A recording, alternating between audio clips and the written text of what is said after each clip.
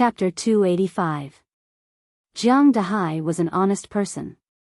At night, he packed up the stall and went home with a pig's hind leg. Sister Li displayed her cooking skills to the fullest and made a table full of dishes. Xia Chen repeatedly stopped her, saying that she couldn't eat that much. Auntie Li laughed and said that it didn't matter, since Teacher Fang Yan was also here, and Teacher Fang Yan had a good appetite. Fang Yan could only nod and tell Xia Chen that he really could eat, so don't refuse Sister Li's kindness. When eating, Jiang Dahai took a bottle of West Phoenix old wine from the wine cabinet. Fang Yan looked at the age. This wine had been collected by him for nearly 30 years.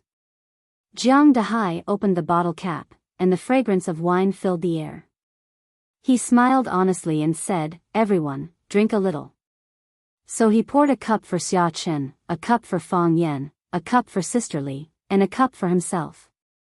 Jiang Qin handed over the cup in front of him and said pitifully, "Dad, this wine is so fragrant. Pour me some too." Jiang Dahai capped the bottle and said, "Children are not allowed to drink." "Dad, I'm not a child anymore," Jiang Qin said coquettishly. Jiang Dahai looked at his daughter and laughed. His love for her was indescribable. Jiang Dahai stood up and took the initiative to raise his cup.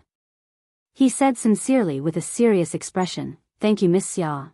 Thank you, Teacher Fang Yan. I have no ability as a father. I can only kill pigs. My daughter Jiang Qin, please take care of her." After that, he raised his head and drank up the wine in the cup.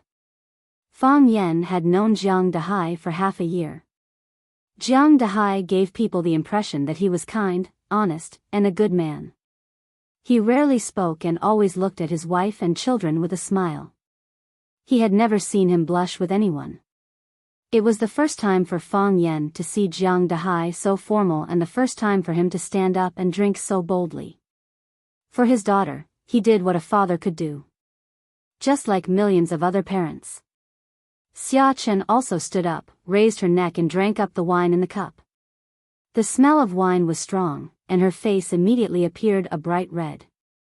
She looked at Jiang Dahai and said solemnly, "Mr. Jiang, your daughter, Jiang Qin, is a very talented child. It is precisely because of her talent that I hope that she can learn music and learn classical instruments. The path that she has taken is one that no one has taken before.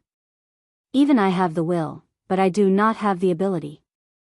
So, I hope she can succeed. I have high hopes for her. I believe that it won't be long before you'll be shocked by your daughter's talent and feel proud of having such a daughter. Of course, even now, she's still the most outstanding and sensible daughter you have." Jiang Dahai smiled like a Maitreya Buddha. He was also a little embarrassed as he said, "When Jiang Qin was in primary school, she once came back and told me that her classmates called her the butcher's daughter.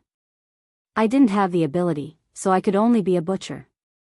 But I don't want others to see Jiang Qin call her a butcher's daughter. That won't happen." Xia Chen comforted.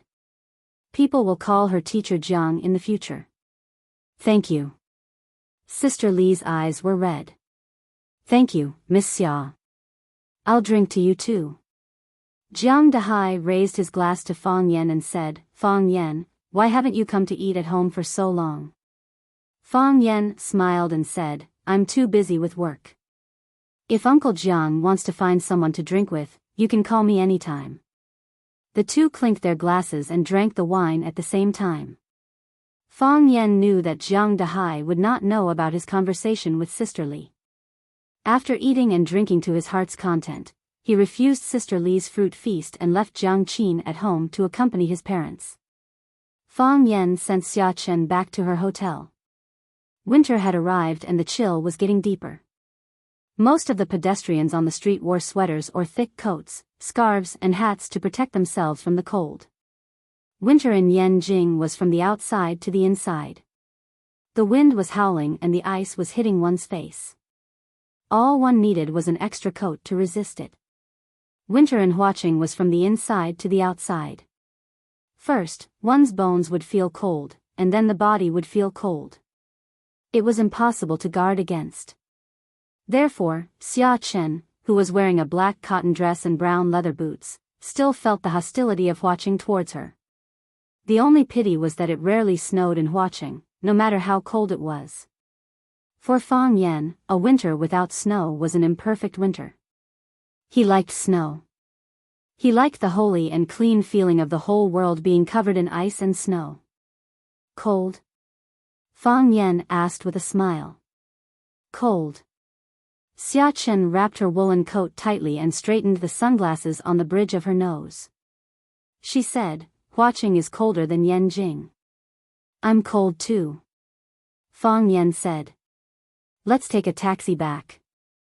Xia Chen looked at Fang Yan with a smile and said, Do you really want to send me away? Do you think it's new? If other men had the chance to walk with the national goddess in the summer, they would be willing to run naked, right? If you really ran naked, I wouldn't want to. How many people would be staring at you? Fang Yan reached out to stop a taxi and said, You don't like me, and I've never thought of hitting on you. We don't have to pretend to be ambiguous. Fang Yan opened the door and said to the taxi driver, Master, Hilton Jianxiao Hotel. Xia Chen looked at Fang Yan and said, Aren't we friends? Of course. Fang Yan said. Friends go back to their own homes after the meal. Xia Chen giggled and said, All right. Then we'll be friends. She bent down and got into the car. She waved at Fang Yan and said, Good night. Remember what you promised me. I'll see you at Xiaxia Mountain. The first time Xia Chen came into contact with Fang Yan was at Xiaxia Mountain. The first time she saw Fang Yan practicing Tai Chi was also at Xiaxia Mountain. Therefore, she stubbornly chose to shoot her music video at Xiaxia Mountain. Xia Chen's team had already discussed with the person in charge of the Xiaxia Mountain Scenic Management Area.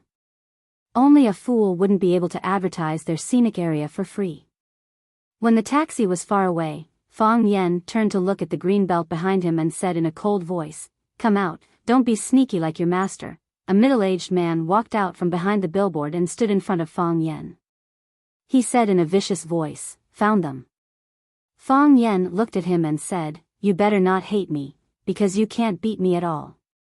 You've worked so hard to kill me, but it's easy for me to kill you. The man's fist clenched, but he quickly relaxed. Too lazy to look at the middle-aged man's pained expression, Fang Yan directly ordered, Bring the car here. The middle-aged man waved his hand. A black Audi slowly drove in front of Fang Yan. Fang Yan opened the door and sat in the back seat. The middle-aged man also sat in the front passenger seat. Fang Yan closed his eyes and rested. The car quickly moved. It was heading towards the goal that it had set. Caesar Winery. This was a grape import and export company located in the suburbs of Huaching. Barrels of wine were shipped from France or other European and American countries by sea. They were packaged at Caesar Winery and sold all over the country. Naturally, there was no lack of wine in the winery. Therefore, the guests of the winery could naturally enjoy it whenever and wherever they wanted. Following an extremely licentious moan, the room finally returned to silence. A long-haired woman got up from the bed, randomly picked up a man's shirt and put it on. Her snow-white thighs were exposed in the air, exuding a seductive scent. She went to the wine cabinet and poured 2 glasses of red wine. She gave one to the man on the bed, took a sip of the other and said, I have a bad feeling about this, is it because I'm not good enough? The man leaned against the headboard, revealing his thick chest and inverted triangular pectoral muscles. In some ways, he was very confident. No, you're doing very well, the woman said. That's the best compliment for a man, the man smiled and said. You're also very good, the most charming woman I've ever seen. I'm starting to like you a bit, like? Do we deserve it? The woman sneered. That's true. He might live today, but he might die tomorrow. He might be alive now, but he might be dead in the next second. So, what do you mean like or not like? It's too extravagant, the man shrugged and said self-deprecatingly. He drank the red wine in the glass and said, What did you just say? Just now, my ears were twitching, I had a premonition of danger. Our lives will be in danger, the woman said. The man grinned and said, the famous prostitute Flower can also be afraid? If this gets back to the organization, I'm afraid the other flowers will laugh at us. The woman sneered and said, afraid? To live is to atone for sins, and to die is to rest, for such as we are, death is the ultimate happiness. What's there to be afraid of? This is a woman's sense of crisis. When I feel danger coming, I always have this feeling, I think we've been exposed, everyone has faith, and as an assassin, their faith is their intuition. This intuition has saved their lives many times, allowing them to escape from death countless times. The man understood this truth, suddenly lifted the quilt and jumped out of the bed, saying, at least the prostitute Flower hasn't made a mistake in this respect. Inform the others, we'll evacuate immediately. This place is no longer safe, I say, even if you're in a hurry to leave, shouldn't you at least put on your pants? Fang Yen squatted by the window and looked at them. I'm embarrassed to look at you with your buttocks naked like this. His mouth said he was embarrassed, but his eyes were really embarrassed. This woman's body is really good, the man's body, ba ba ba, what are you looking at? Chapter 286. Those who did great things did not bother about trifles. Even if they were in great trouble, they would not care about the little things. For Lipped Flower and her partner, Wasp, meeting Fang Yen at this time was undoubtedly a great disaster. Assassins always took the initiative to go out and kill people. How could they let the assassination target wander into their lair? Lipped Flower looked at Fang Yen, who was squatting on the windowsill, and said with a smile, a distinguished guest should come through the front door. It's not a gentleman's behavior to lie on the window and eavesdrop. If you have such a need, I don't mind being your husband for one night, seeing that you are handsome and good at martial arts. Is there a need to be so sneaky? Fang Yen was really angry with her and said angrily, do you think I lack women? I'm not bragging, but whether it's a mature sister or a campus goddess, whether it's my first love or a wild girlfriend, as long as I crook my finger, Lipped Flower sneered and asked, and then? You crook your finger, and they will do what? It's none of your business. Fang Yen said angrily. He was a little depressed because they were all gone. It had nothing to do with him. Wasp lifted the quilt to cover her naked lower body and said, Mr. Fang, I've heard a lot about you, but I didn't expect to meet you on such an occasion. It's really awkward. What's there to be embarrassed about? What's wrong with meeting and chatting openly? Fang Yen did not feel anything wrong at all. He stared at the hand holding the quilt and said, you'd better not move. If you move your hand, I'll break it. Wasp stopped her little movements behind the quilt and said with a smile, I don't think you are interested in men's naked bodies. Why don't you let me get dressed, and we can sit down to drink tea and chat? Oh, if you like to drink, this place has the purest white wine in France, how about it? Do you want a glass? Fang Yen jumped down from the windowsill. The strong smell of hormones in the room made him frown. He didn't like this smell, especially when it was made by someone else. Looking at Lipped Flower and Wasp, who were staring at him warily, he said, don't drink. I'm afraid you've poisoned the wine. I don't know who you are, but I know you're from an organization called the Arsenal. I've killed a lot of people from that organization, so unfortunately, you won't be the first pair. To be honest, I've always felt very wronged. I didn't provoke anyone, so why are you guys always staring at me? I went to the cafeteria for a meal and was attacked by your bombs. The first time I went back to my own company, I met your spy.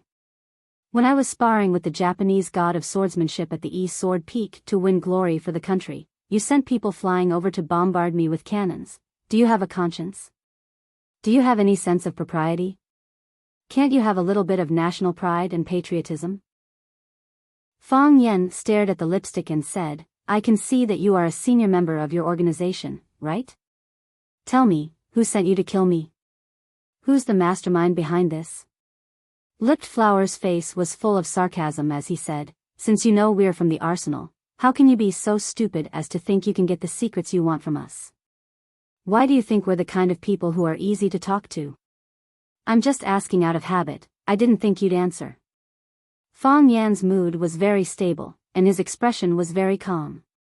If not, how can I stall for time? Wasp was startled and shouted, "What did you do?" His eyes swept around, but he didn't find any enemy. The more he did this, the more nervous he became. The enemy that he couldn't see was the most terrifying. Fang Yan squinted his eyes and smiled. I came a little early, and I'm really not interested in your bed affairs. I originally wanted to wait until you were done before coming in, but you guys didn't stop. I thought I had nothing to do, so I blew a kind of powder that my little martial nephew got from somewhere into the room. Seeing Wasp and Lipped Flower immediately held their breath, Fang Yan waved his hand and said, "Don't be nervous, because it's useless to be nervous. What you should have inhaled has already been inhaled. This kind of powder is silent and odorless, and it's also suppressed by the smell of your hormones. It would be strange if you could detect it. Try to raise your strength and see if your body has any reaction." Lipped Flower and Wasp immediately secretly gathered their strength, and found that their fists were soft. If they fought with Fang Yan in this state, they would be killed with a slap. Do you feel that you can't raise your strength? That's right, my little martial nephew told me that this powder is called bone-melting powder. If the amount is enough, it can even melt bones. I was afraid that you would find something strange, so I didn't dare to use that much. So I just dispersed a little of your excess strength. After hearing what I said, shouldn't you be a little nicer to me? Fang Yan asked with a smile. What are you trying to do? Wasp shouted coldly. As he spoke, Fang Yan had already lunged at him. He punched him in the chest, and when Wasp's body flew backward, he grabbed his arm and pulled him back. Fang Yan reached out and grabbed Wasp's neck and twisted it hard. Crack! Wasp's head drooped, and when Fang Yan let go, his body collapsed to the ground. Fang Yan picked up a silver light bullet from Wasp's hand, weighed it in his hand, and said to Lipped Flower, "To tell you the truth, after dealing with you a lot, I'm very afraid of this kind of thing." "Why didn't you do it?" "Because I've seen you do it," Lipped Flower said. "In Chaoyan's Underground Research Institute, if I didn't have a substitute, I would have already died in your hands. Even if I wasn't poisoned, I wouldn't be a match for you, not to mention now that my body is weak, I have no chance at all. Wasp didn't see you do it, so he died." "Smart people can always live longer," Fang Yan said admiringly. "But, why should I keep you alive? You're a tight-lipped person, I can't get any answers from your mouth." Fang Yan stuffed the silver bullet into Lipped Flower's mouth and said, "Tell me, what should I do with you?" Lipped Flower's face was pale, and she looked at Fang Yan in horror. Because her mouth was stuffed, her words were a little unclear. "Since you can find this place, then you must know, we're not your real target." Fang Yan nodded and said, "Of course." Fang Yan chopped Lipped Flower's neck with his palm. After her body fainted on the bed, he pressed the red button on the silver bullet. He didn't have any mercy towards the members of the armory. Because they were no longer people, but a group of man-eating devils. When Fang Yan closed the door of the room, there was a loud bang inside the room. Fang Yan could imagine the huge power of the silver bullet when it exploded. He had been close to it several times. Never again. At 1:00 in the morning, if it wasn't a shipping day, few vehicles would come to the winery at this time. However, tonight was an exception. The door of the winery was opened, and then a black Mercedes-Benz slowly drove in. The car stopped at the door of the small building, and the man in black in the passenger seat quickly got out of the car and ran over to open the rear door. A young man got out of the car. Lu Qingming looked up at the dark winery and said, "Open the door." The middle-aged bodyguard nodded and took out a magnetic card from his pocket. He swiped it in front of the electronic door lock, and the door of the small building opened automatically. Lu Qingming took the lead and walked in, and the bodyguard in black followed him into the house. Clang! The door of the small building closed automatically. "Turn on the light," Lu Qingming said. Pa! The light was turned on. The house was suddenly brightly lit, and it was as bright as day. Unfortunately, it wasn't opened by the bodyguard in black. He stood beside Lu Qingming and didn't even have time to do anything. There were two people sitting on the sofa in the living room. Lu Qingming never thought he would see these two people. Lu Qingming quickly turned around, and there was already a group of men in black standing behind him, blocking their way. Fang Yan looked at Lu Qingming, who was standing there with a gloomy expression, and said with a smile, "I know you are very surprised as to why I am sitting here. In fact, I am also very surprised. After all, you are a person who knows how to disguise yourself. It's really not easy to catch your tail." Fang Yan patted the shoulder of the man sitting beside him and said with a smile, "Thanks to your big brother. If he didn't arrange people around you to know your whereabouts and provide me with the place where you met the people from the arsenal, I'm afraid our meeting would have to be delayed for a long time." Lu Qingming stared viciously at the man sitting beside Fang Yan. He panted heavily and roared angrily like a wounded beast, "Why? Why did you do this?" The man reached out and took off the wolf mask on his face. His ugly face became more and more shocking under the light. He calmly looked at Lu Qingming, whose face was full of disbelief, and said, "You are really too naive. How can you represent the Lu family to protect the interests of the Lu family like this? I know that you have always wanted to replace my position, and have always wanted to become one of the four prodigies of watching, but, my good brother, do you really think you can sit in that position steadily? Jiang's Lilan Valley is full of people who eat people without spitting out their bones. Even I have to be very careful when dealing with them. Why are you so arrogant to think that you can play with all the heroes in the world?" Chapter 287. The people who understand you the most are not only your enemies, but also the people around you. Although the willow tree's status in the family was greatly reduced due to his disfigurement, it was still very easy to arrange a confidant by Lu Qingming's side. It was also because of the willow tree's cooperation that they were able to find traces of contact between Lu Qingming and the people from the armory. It was also because of the willow tree's selfless help that Fang Yan was able to find the hiding place of the armory killers. Without the willow tree's help, Lu Qingming wouldn't have come to this place at this time. Therefore, the people who can hurt you the most are not only your enemies, but also your family. The latter is impossible to guard against. Lu Qingming didn't expect to meet the willow tree here. His emotions still couldn't completely calm down. He stared at the willow tree with a gloomy face and said, "Childish? Yes, in your heart, I'm always so childish. You always look down on me and always treat me as an idiot. Am I an idiot? Of course not. How am I worse than you? How am I worse than you? If you didn't have a good father, how could you always be able to stand in front of me in every situation? Do you think you can hide your sinister side by being crazy all day long? Do you think you're humiliating yourself by playing with a few women? Lover of the masses, do you know that every time I hear people call you that, I sneer in my heart? Who is the real childish one? Yes, I've always wanted to replace you. I've always wanted to become one of the new four prodigies of watching. I've never hidden my thoughts. You were stabbed by Lu Chaoga and your face was cut by Fang Yan. I'm very happy to hear these things. I know my chance has come. The Lu family can't let a loser and a disfigured person stand on the stage. If they choose again, I'm the most suitable candidate." Lu Qingming looked at the willow tree and said, "If you were me, would your thoughts be different from mine? When the opportunity comes, wouldn't you reach out and grab it?" "Same," the willow tree said frankly. "Maybe my thoughts are a bit more extreme than yours.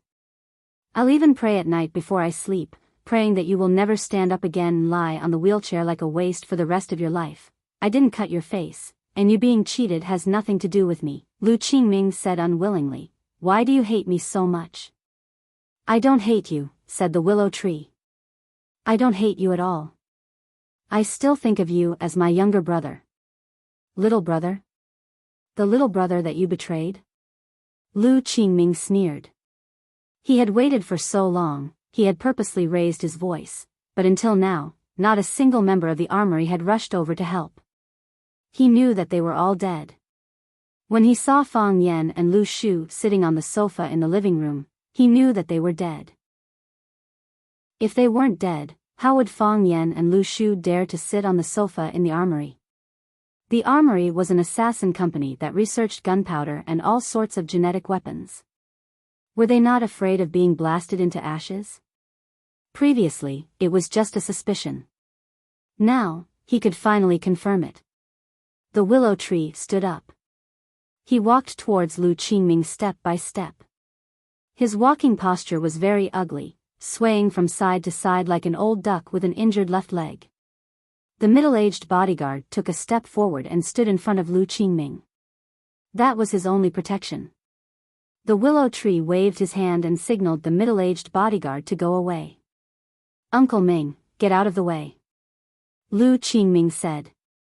"If he wants to kill me, you can't stop him." The middle-aged bodyguard's face was full of unwillingness, but he could only step aside and let the willow tree pass. The willow tree stood in front of Lu Qingming and looked at his handsome facial features that were controlled by anger.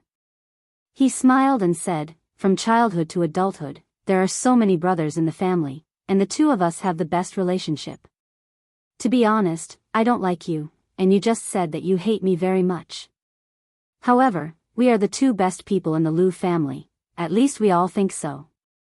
Therefore, we must live together intimately, so that the elders have enough confidence in us. How can a person who can't even unite his brothers and family become the heir of the family? I have always thought that I am the heir of the Lu family. At least, others also think so. Therefore, I want to maintain the demeanor of an heir, and I want to unite all the forces around me that can be united. However, when I found out that you are doing the same thing as me, I began to dislike you from the bottom of my heart. Now, do you know why I said that you are stupid? Because you exposed your ambition too early. If you were in your position, what should you do?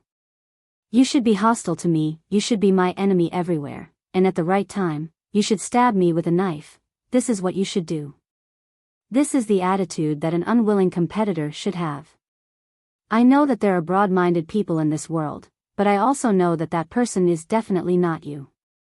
I don't hate you." The willow tree looked at Lu Qingming and said, "I don't have any reason to hate you. Because you are the same as me, a poor climber. When I climbed halfway up the mountain, I accidentally fell down. Although it wasn't to the extent of being smashed to pieces, I was riddled with scars. You are my heir. You climbed up the road that I walked, but you were dragged down by me who was unwilling. You are also a poor person, why should I hate you? If you don't hate me, why would you join hands with Fang Yan to deal with me? If you don't hate me, why would you betray me like this?" Lu Qingming pointed at Fang Yan who was sitting on the sofa and said, "Did you forget how he hurt you? Did you forget how he humiliated you? He scratched your face, broke your legs, threw you down the stairs. If it wasn't hatred, then what reason would make you join hands with him to deal with me? Did you forget what I said just now? Both of us are climbers, but the top of the mountain can only accommodate one person. Therefore, we both have to do everything possible to kick our opponents down the mountain, just like how you secretly ordered the people in the arsenal to assassinate Fang Yan, but deliberately led the clues to me. Don't you also hope that Fang Yan will treat me as his mortal enemy, and then the two of us will fight, and I will be completely eliminated by him. That way, no one will stand in front of you anymore, right? Yes, you did a good job, and Fang Yan did put the focus of suspicion on me. However, have you ever thought that there is a fatal flaw in your plan? That flaw is me. You want to tell everyone that this matter was done by me, and Fang Yan also suspects that I did it, but I know that I didn't do it. I have nothing to do with the arsenal. In this way, you will easily be exposed. Moreover, you thought that even if I guessed the truth, there is nothing I can do, because Fang Yan and I are mortal enemies. No matter what, I will not run to Fang Yan and tell him that this matter wasn't done by me." Lu Qingming sneered and said, "In the end, I underestimated your shamelessness and cowardice. I really didn't think that you would run to cooperate with Fang Yan. Anyone who has suffered such humiliation and injury would not do such a thing in the face of their enemy, right? So, this is where you are inferior to me," Lu Shu said. A real man knows when to yield and when to stand tall. Yesterday's enemy becomes today's friend. This is something that happens every day in the business world. Why do you find it hard to understand? What I find hard to understand is that you would cooperate with a person like Fang Yan. Lu Qingming said. Fang Yan is as cunning as a wolf dog. Aren't you afraid that he will dig a hole to bury you? You worked hard, but it was all for naught. Doesn't it sound very sad? Why can't I cooperate with a person like Fang Yan? Lu Shu asked with a smile. If I cooperate with Fang Yan, I can get what I want. We are mortal enemies, but we can advance and retreat together. If I cooperate with him, he will help me regain the position of the Lu family successor. If I cooperate with you, will you give this position to me? Obviously, this is impossible. Because only the two of us are the most direct competitors. So, it will be very difficult for me to leave the winery today? Lu Qingming asked aloud, but his eyes were looking at Fang Yan, who was sitting on the sofa and listening to the conversation between the two brothers with a smile. He knew that the decision-maker here today was that man. His brother, Lu Shu, was only a receptionist. Fang Yan picked up a cotton swab from the table and picked his ear, then said, "Don't ask me about this kind of thing. I'm not interested in other people's family business. But I'm a narrow-minded person. No matter who hurts me, they won't be able to laugh it off." Lu Shu reached out his hand, lightly patted Lu Qingming's shoulder, then said, "You've led the Lu family to the wrong path. You even naively thought that you've allied with the Jiang family and the Gu family. Don't you know that you have to listen to the opposite of what they say? They call you brother on the table, then turn around and stomp you to the ground. Their words can't be trusted. They aren't good people. I need a chance. The Lu family also needs to make a new choice. All sacrifices are worth it." Lu Shu stretched out his arms and embraced Lu Qingming. He gently patted Lu Qingming's shoulder and said, "Thank you, my good brother." Lu Shu's actions were very kind, and his voice was very gentle. It was like an older brother comforting his injured little brother. Their feelings were so sincere, their hug was so touching. No matter who saw them, they would think that this was a pair of brothers who had a very good relationship. Lu Qingming's head softly rested on Lu Shu's shoulder, his eyes were wide open, and blood was flowing from the corner of his mouth. He had a lot of unwillingness, but even more than that, he felt pain in his heart. There was a shining knife stuck in his chest. Chapter 288. There are many dark and damp corners in this world. If your heart is in full bloom, the darkness will always exist in places you can't see. Lu Qingming died. He died in the hands of his brother. That sharp knife stopped in a very good position, piercing his heart. Lu Qingming's body was lying on the shoulder of the willow tree, his face full of unwillingness and disbelief. But who was willing to listen to his grievances and complaints? "You madman, you can even kill your own brother," Uncle Ming pointed at the willow tree and roared. He was an elder of the Lu family, responsible for protecting Lu Qingming for many years. It wasn't that he hadn't heard of brothers being castrated, but when he saw it with his own eyes, he still found it hard to accept. The willow tree expressionlessly looked at Uncle Ming, his eyes full of sadness. "Uncle Ming, you don't understand. When a person has to force himself, betray morality in his own heart, that kind of state of mind really makes people uncomfortable." He waved his hand, and a man in black behind him rushed straight towards Uncle Ming. Uncle Ming didn't have time to say another word, and he was already fighting with the man in black. The willow tree picked up Lu Qingming and walked step by step towards the sofa. He put Lu Qingming's body, or rather, corpse, on the sofa, and then sat next to Fang Yan. Fang Yan sat on the far left, and Lu Qingming sat on the far right. He sat in the middle of the two. This way, from a distance, it looked like three men sitting side by side, watching a wonderful play in the living room. Fang Yan glanced at Lu Qingming, and helplessly said, "Don't be like this, okay? You're making me very uncomfortable. You killed your cousin, which proves the fact that you're a scumbag and a beast. Now that he's dead, what's the meaning of carrying him to the sofa? This can't atone for your sins. and it also adds another charge of being a hypocrite. At least that's what I think in my heart. I'm a bad person, but not a beast. Bad people also feel guilty, it's just that you don't want to believe it. The willow tree said. He felt guilty, so he gave Lu Qingming the least amount of respect.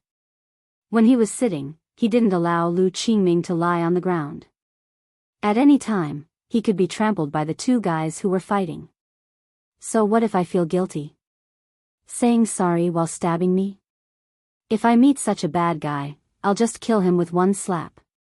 Fang Yan said coldly. He turned to look at the willow tree and smiled amiably again, saying, "Of course, you are an exception." Who was Lu Qingming?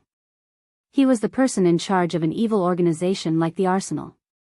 He had repeatedly dispatched killers to assassinate innocent people and harm teachers. Do you have any idea what you just did? You're the hero of the people, getting rid of evil for the people. At least, you're my hero. Fang Yan patted Lu Shu's shoulder and said, "Not everyone can put righteousness before family. People who could do this were definitely not good people. My condolences." The willow tree said nothing. He knew that Fang Yan was mocking him, and he also knew that when he stabbed his brother to death, Fang Yan's guard against him immediately rose by hundreds or even thousands of levels. He even knew that if he didn't do it, Fang Yan would personally kill Lu Qingming. Since Fang Yan knew that he was colluding with the Arsenal, he would certainly not let him walk out of this winery alive. However, this matter had to be done by him. Fang Yan would also force him to do it. This was a bargaining chip for cooperation. If he wanted to gain Fang Yan's trust and make them close, he had to do this. There was no other candidate, only his brother. Not everyone's sacrifice was meaningful, and not everyone was qualified to sacrifice for a great ideal and goal. Most people died in vain. Fang Yan was a considerate man. He didn't entangle with Lu Shu on this issue. That would be like cutting the flesh on someone else's chest and then sprinkling salt. He looked at the man in black in the middle of the living room and said, "Is he Chen Pu's disciple?" Chen Pu was Lu Shu's cart pusher. In order to protect Lu Shu at the Blue Mountain Club, his bones were crushed by Fang Yan. He never thought that that night would be an opportunity. It was an opportunity for his master and Fang Yan to come into contact. It was unknown whether it was a hint from a sentence or a look, but the two of them actually came together and teamed up to plot against Lu Qingming, who was insufferably arrogant at the Blue Mountain Club at that time. It wasn't easy for fools to survive in this world. He's called Wang Dong. Chen Pu was destroyed, so I recommended him to work by my side. He knows that Master was destroyed by you, so he always wanted to find you for revenge. Lu Shu said. I don't have anyone I can use right now. Leave him to me. Fang Yan nodded with a smile and said, I can see the hatred in his eyes. However, I won't kill him just because he looked at me angrily. I can't do such a thing. Of course, you'd better greet him. Don't think about plotting against me. I only need to find out about this once, and I'll have enough reasons to get rid of him. He's not stupid. He should know what to choose. Lu Shu said. If he wants to die, then it's fine if we don't cherish him. Bang! Wang Dong punched Uncle Ming's chest. When Uncle Ming's lower body was unstable and he was pushed back, Wang Dong pounced on him and wrapped his arms around his neck. Crack! Uncle Ming's body softly fell to the ground, and he didn't move anymore. Lu Qingming was dead, and Uncle Ming was also dead. There was no evidence in this matter, so Lu Shu had enough space to act. Fang Yan stood up and said, What a sin. My body is stained with so much killing intent. I need to go back and take a bath. The door opened and closed, and Fang Yan's figure quickly disappeared. Wang Dong walked to Lu Shu's side and said unhappily, You're letting him go just like that? So what? Lu Shu raised his head and asked. Keep him here. He knows too many of our secrets. I'm afraid he'll betray young master. I also want to keep him here. Lu Shu sighed softly. Even if all of your corpses were piled in front of him, he still wouldn't stay. You don't know how terrifying he is. Lu Shu put on the wolf mask on the sofa and said in a low voice, I know. Grandma was cooking in the kitchen. Grandma went to the market to buy hairy crabs and all kinds of precious seafood because her grandson and Lu Chaoga had come. Of course, it was mainly because of Lu Chaoga. Lu Chaoga didn't have the image of a headmistress or a strong woman with billions of assets. She wore an apron around her neck and rolled up her sleeves to personally prepare the ingredients. Fang Yen was called to the study by Grandpa. Whenever Grandpa called Fang Yen to the study for a talk, it wouldn't be anything good. Therefore, Fang Yen was already mentally prepared. As expected, Grandpa Qin Wang scolded him as soon as he entered the room. What have you been doing recently? You're not teaching properly, and you're always on leave. What kind of behavior is this? This is a serious dereliction of duty. Do you know how many days of leave you've taken this semester? Do you know how many days of classes you've had in a month? When I first introduced you to Rosefinch to teach, it wasn't for you to be lazy and slack off. A teacher should be with his students and pass on his knowledge to them. The students don't see you all day. How can they be influenced by you? How can they learn from you? If I were still the headmaster of Rosefinch, I would have fired an incompetent teacher like you long ago. And what's with the bruises on your face? You're a good school teacher and a high-level intellectual. Why do you walk around the campus with a bruised face all day? Do you know what a bad example your behavior is giving to the students? Even a teacher gets into a fight with someone. Grandpa, I accidentally bumped. How did you end up like this? The scratches on your face were also caused by the collision? Show me one on the spot. If you can do it, I'll go against my conscience and believe your nonsense. Qin Wang was furious. He wanted to press this kid to the ground and smash his head with the inkstone on the table. A good high school teacher going out to fight and kill all day. How uncivilized is that? Fang Yen stood there awkwardly. He tried his best to squeeze out a smile and said, Grandpa, don't be angry. I just said a joke to liven up the atmosphere. The bruises on my face are from someone beating me up, but I didn't lose out. I still beat him in the end. Seeing that Qin Wang was about to explode again, Fang Yen hurriedly explained, the one who challenged me was an East Asian. He's a famous East Asian swordsman. People call him the East Asian sword god. Civil officials aren't greedy, and military generals don't care about death. He can definitely win the respect of all the countries in the world. I like literature, so I became a teacher and impart my knowledge to others. I practice martial arts, so I need to defend against foreign enemies and accept challenges. Grandpa said that I lack spirit last time. I've seriously thought about this problem, and I also feel that I lack spirit. A man can't stand without a soul. My words are my promise, and my soul is that I will never back down. I hope I can live, and there's a high chance that I will die. However, as long as I have a breath left in me, I will never let them take a step forward or win a battle. I want to smash their arrogance. I want to smash their confidence and ambition. I want to break their faces and break their teeth so that they can't be a wolf that eats meat, but a dog that eats shit. This is my ideal, this is my spirit. Lu Gong was stunned on the spot. He stared at his young grandson for a long time before he finally reached out and patted him on the shoulder. He said, Your words are crude, but your logic is not. Chapter 289. Seeing Lu Gong take Fang Yen upstairs, her grandmother poked Lu Chaoga, who was processing the crabs, and said in a low voice, Chaoga, go upstairs and have a look. Lu Chaoga looked at her grandmother in confusion and asked, Grandma, what should I look at? Her grandmother looked worried and said angrily, The old man has been working in education all his life. He's retired for so many years, but he still can't change his bad habit of scolding people. He had always hoped that Fang Yen could be engaged in education or academic research. In the end, Fang Yen wholeheartedly went to learn Tai Chi from the Fang family. This matter had almost become a sore point for the old man. Several times when he went to bed at night, he sighed and said that a good seedling had been ruined. Yesterday, Headmaster Zhang Xiaofeng came to visit, and the old man asked about Fang Yan's work. Headmaster Zhang said that Fang Yan hadn't been in good health recently and had asked for sick leave.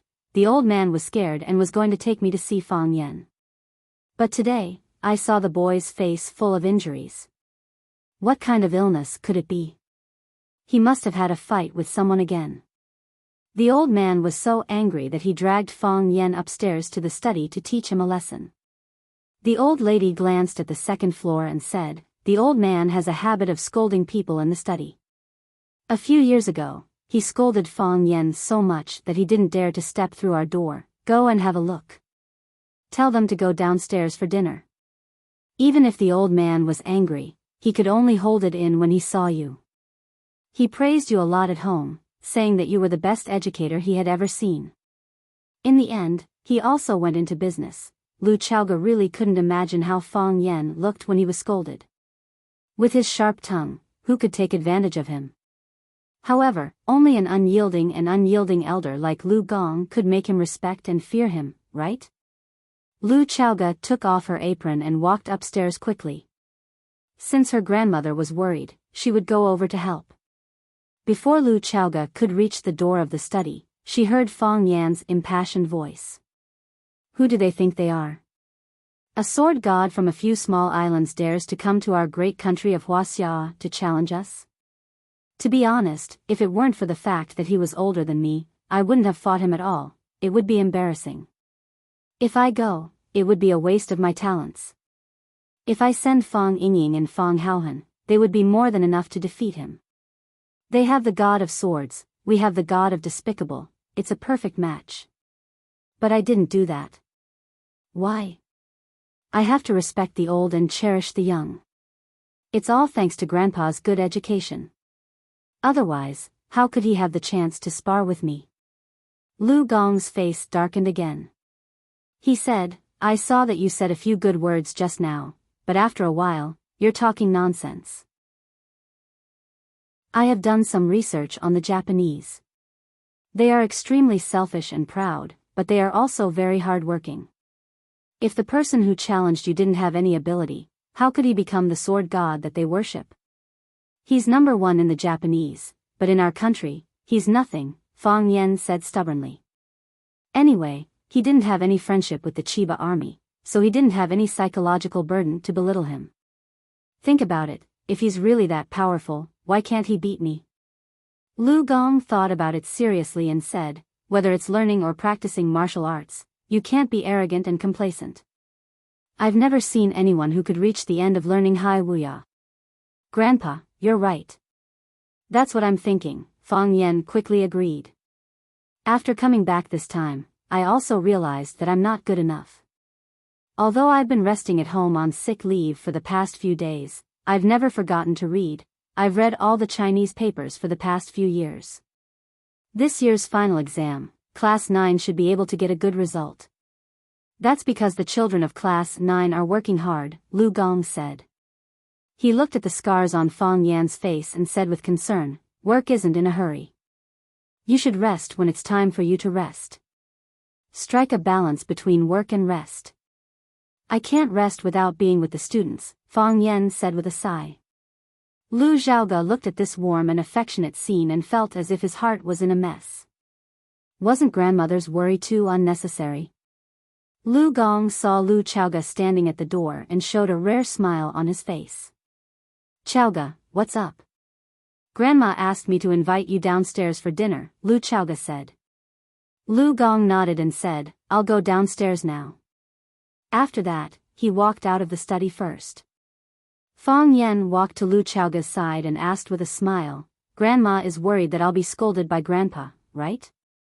"Seems like Grandma still doesn't know you well enough," Lu Xiaoga said. "The more you go through, the more experience you have," Fang Yan said with a smile. Lu Xiaoga looked at Fang Yan and said, "I've accepted Lon Mountain Valley's conditions."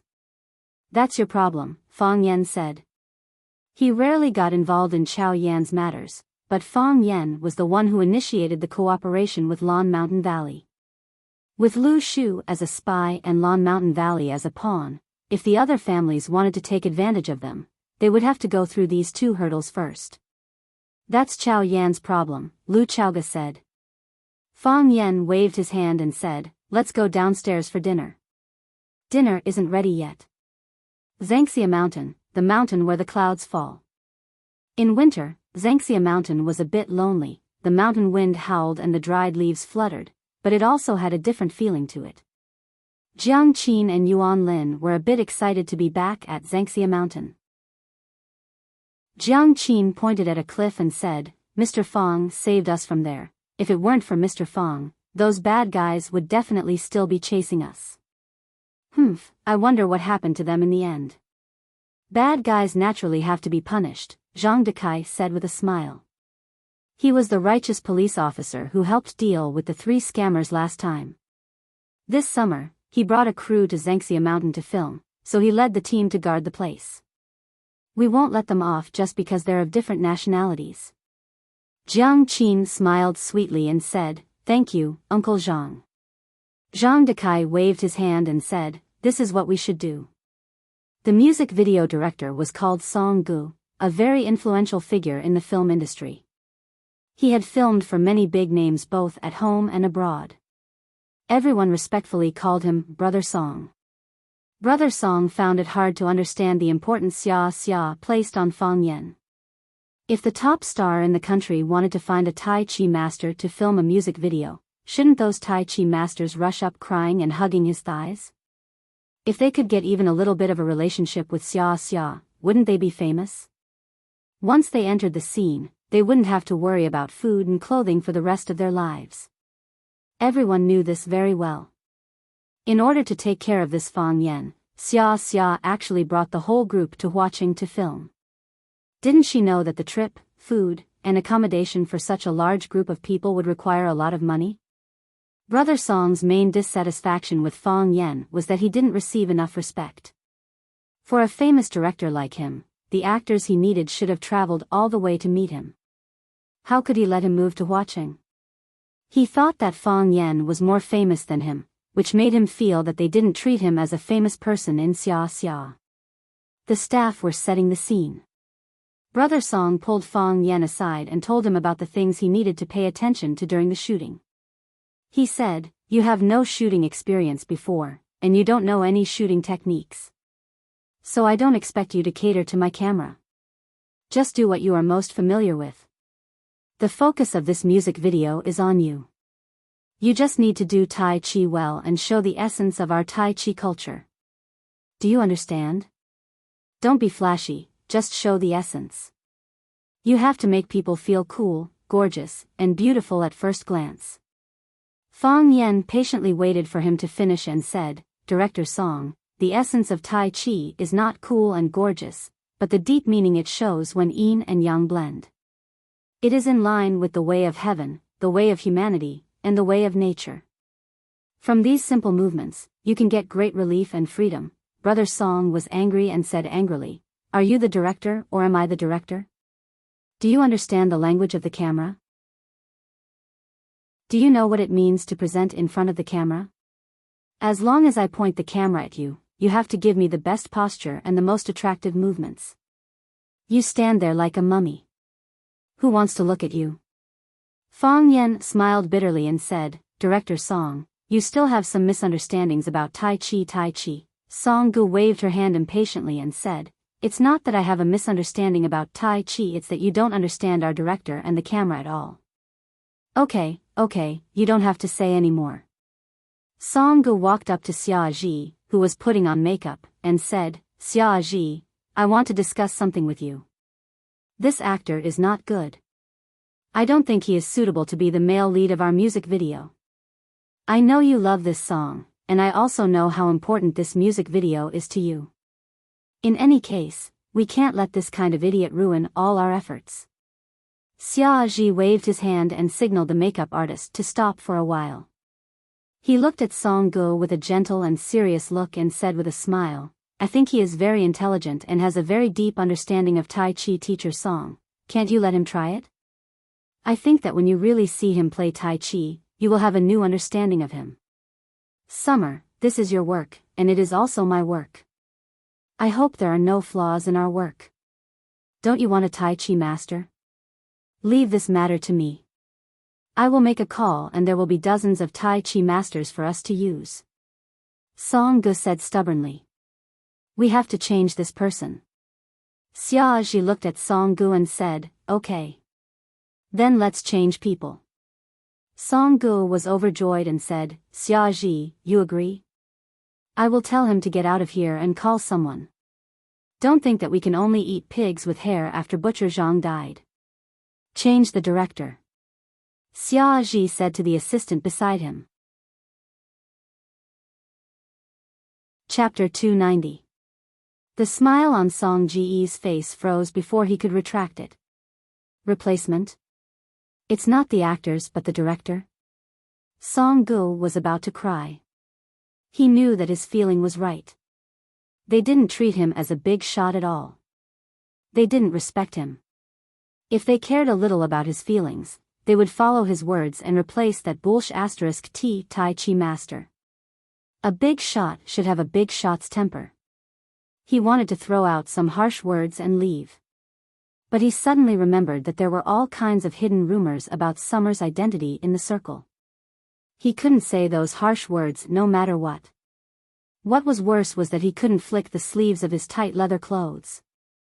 No one could stay if he wanted to, and he didn't dare to leave if he wanted to. He stood there in a dilemma, his face extremely embarrassed.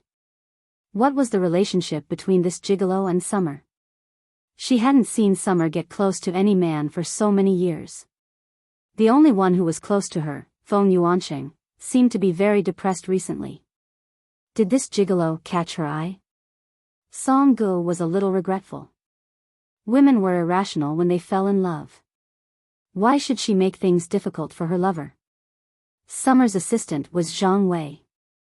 Because he had a good relationship with Feng Yuanqing, he thought that Feng Yuanqing would be able to win the beauty in the end. He didn't expect to bet on the wrong treasure. Feng Yuanqing was kicked thousands of miles away by Summer. He was worried that his relationship with Summer would become estranged, so he had been trying to make up for it recently. It was not auspicious to change the director on the spot. When he heard that Summer wanted to change the director on the spot, he wanted to persuade her, but he was worried that it would make her angry. Because he had been with Summer for many years, he knew that as long as Summer decided on something, few people could change it. He hesitated, but Fang Yan tried to persuade him, it's not that serious. I think Director Song still has some misunderstandings about me and Tai Chi. If I fight on the spot for him to see, he will have a new understanding of us. If it doesn't work, it won't be too late to change the director at that time. Fang Yan spoke, and Zhang Wei quickly echoed, Mr. Fang is right. Sensei Song Gu looks at Taiji from the perspective of the camera, while Sensei Fang looks at the problem from the perspective of the depth of Taiji. It's just that everyone's focus is different. We just need to find a common point, which is to be able to show the self-restraint of Taiji and also be able to look good on the camera. Isn't this what we need? Xia looked at Song Gu with a smile on his face and asked, Teacher Song, what do you say? Then let him try, Song Gu said. He thought to himself that they still needed him. It was easy to find actors, but not so easy to find a good director. Seeing is believing. I hope he doesn't disappoint. Xia looked at Fang Yan and said, you go through it first and let the two little girls remember the routine. No problem, Fang Yan said. Fang Yan walked to the edge of the cliff and stood in the form of a plum blossom stake. As for the staff behind him who asked in a low voice why they had to walk to the edge of the cliff to play Tai Chi, no one was willing to answer such a stupid question, because no one except Fang Yan knew the answer to this question. Fang Yan took a deep breath and then gently tapped the tip of his right foot. His movement was gentle and comfortable, like an arc. Every movement of his was careful, as if he was afraid that his palm would scatter the wind and the soles of his feet would hurt the grass. However, as time went by, his movements gradually accelerated. This kind of acceleration was gradual and would not make you feel abrupt or unnatural. His body was like an arc, like an iron bow, or like a curved willow. He was like a white ape that absorbed the chi of heaven and earth, like insects, fish, flowers, and plants. He was one with everything in the world. Every time he turned around, his body seemed to fall into the abyss. This made everyone enjoy this extreme beauty with their hearts in their throats. However, their worries were superfluous, because no matter how Fang Yen drew a circle or turned around, he stood there as steady as a 1,000-year-old pine tree. Not the slightest bit off, not the slightest bit off. The setting sun was like an egg yolk, revealing a little shy face in the thick white fog. Seeing the commotion over here, a small bird with colorful feathers also flew over and peeked its head out to observe. It was still chirping, looking adorable and cheerful. Fang Yen jumped, and the bird was caught in the palm of his hand. He stretched out his arms and imitated the bird's undulating wings. He knew that as long as he used this stunt, there would be female fans at the scene fainting. The bird stood in the palm of his hand. The bird accumulated strength, and Fang Yen released it. The bird lost its strength, and Fang Yen used the power of Tai Chi to lift it up. The bird became nervous, and its chirping became louder. However, when it found that it was not in any danger, and the game was fun, it began to enjoy it. When Fang Yen released his strength, it jumped with all its might. When Fang Yen gathered his strength, it landed steadily. It even turned around and chirped at Fang Yen, telling him to hurry up, "You bastard." The man and the bird were having a lot of fun. On the distant mountain ridge, a monk and a Taoist smiled as they evaluated each other. "What do you think of this child?" the old monk asked. Angry because of the momentum, his momentum is like a rainbow. This child actually has the momentum of indistinguishable yin and yang, the middle-aged Taoist said with an expression of admiration. The universe goes from Wuji to Tai Chi, the process of all things being born. With all things being, there is the sky above our heads and the earth below our feet. The Tao of the world uses the two energies of yin and yang to create all things. Heaven and earth, the sun and moon, thunder and lightning, wind and rain, the four seasons, as well as male and female, firm and soft, movement and stillness, all things being born from yin and yang, the old monk's expression was solemn. However, everyone knows that it is precisely because all things have yin and yang, that's why Tai Chi emphasizes the fusion of yin and yang. Extreme yin gives birth to yang, extreme yang gives birth to yin. This child is amazing. At such a young age, he can see mountains as mountains and water as water. Even this bird sees him as one of its kind. The heart of Tai Chi has truly become one with all things. The middle-aged Taoist nodded and said, "Then should we teach him the Tai Chi diagram?" The old monk shook his head and said, "The Tai Chi diagram is very important. Not only is it a treasure of your Taoism, but it also protects our Huaxia's dragon soul. Be careful, be cautious." Other than the foundation of martial arts, the quality of one's temperament is even more important. Looking at his appearance and behavior, this child doesn't seem to be an evil person. Furthermore, how could someone who possesses the heart of Tai Chi be bad? Let's see. Let's see. Fang Yan's body rose into the air again. He personally sent the bird into the sky. Then, he lightly patted the bird's head, indicating that it could leave. When Fang Yan landed, the bird actually swooped down again and stood on his shoulder, unwilling to leave. It chirped at Fang Yan's face, as if it wanted to talk to him. Everyone on the scene was dumbfounded. Jiang Qin was so excited that he couldn't control himself. He grabbed Yuan Lin's hand and said, "Yuan Lin, did you see that? Did you see that? Mr. Fang is really amazing." Yuan Lin didn't feel any pain. Her eyes were shining as she stared at Fang Yan and said, "That bird is so cute." Summer was also intoxicated for a moment, but she quickly regained her sobriety. She was engaged in art, so she had no resistance to beautiful things. When Fang Yan played with the bird, it really made people's hearts tremble. It was so beautiful. That's amazing. This person's Tai Chi is so beautiful. Oh my God, I've never seen anyone play Tai Chi like that. Is this really Tai Chi? He jumped so high just now. Is there a steel wire hanging on his body? I really want to become that bird, then I can play with him. When the staff saw this incredible scene, they all became Fang Yan's diehard fans.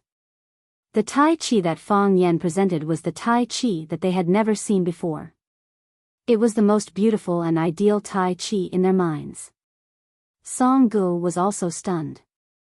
Master, this was a real Tai Chi master.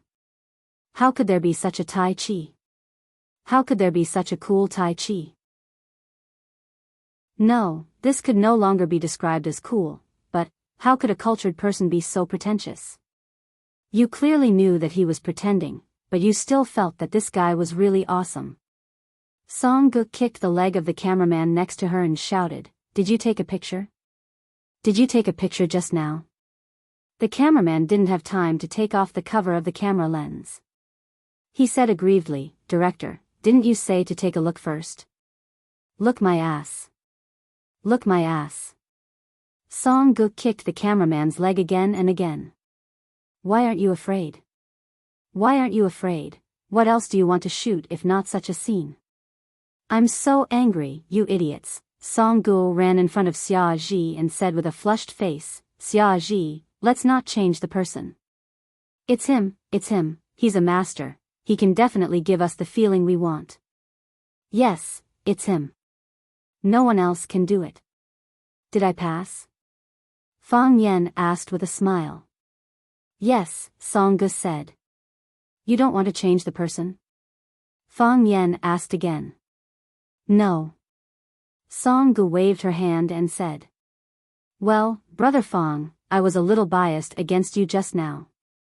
Don't be angry, that thing is over, let's not take it to heart, what do you think? I'm not a stingy man, how can I take such a small thing to heart?" Fang Yan said.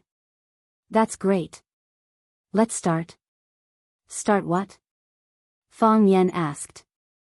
He turned to look at Xia Ji and said, "My Tai Chi has been recognized by everyone, now we can change the director." Song Gu sat on the ground, so angry that her whole body was trembling. In the forest behind the crew, the middle-aged Taoist priest said to the old monk with an embarrassed face, "Let's watch again, let's watch again." The old monk laughed. Chapter 291. You insult me once, and then apologize to me. It's not fair at all. You insult me once, and I'll insult you once. That's fair. Teacher Fang Huahua values fairness the most. Song Gu got up from the ground, stared at Fang Yan fiercely, and said, "Do you want to play with me? Isn't your entertainment circle too dark?" Fang Yan said angrily. "You dare to make such a rude request to me in public?" Fang Yan looked at Xia Ji with a strange look, as if saying, "The noble circle is really messy." Xia Ji looked at Song Gu and said, "Teacher Song, is there no problem in confirming the candidate?" "No problem." Song Gu dared to be ruthless to Fang Yan, but did not dare to say a harsh word to Xia Ji. He and Fang Yan did not have a subordinate relationship. Fang Yan was a school teacher, and it would not affect his life. He said a harsh word to Xia Ji, and Xia Ji was only angry for a while. However, if Xia Ji said a harsh word to him, he would have bad luck for the rest of his life, and he was afraid that his career would end early. Then be more attentive. Xia Ji said. Let go of some unnecessary prejudice, and you will find that teacher Fang Yan is a very easy person to get along with. I will. Song Gu gritted her teeth and said.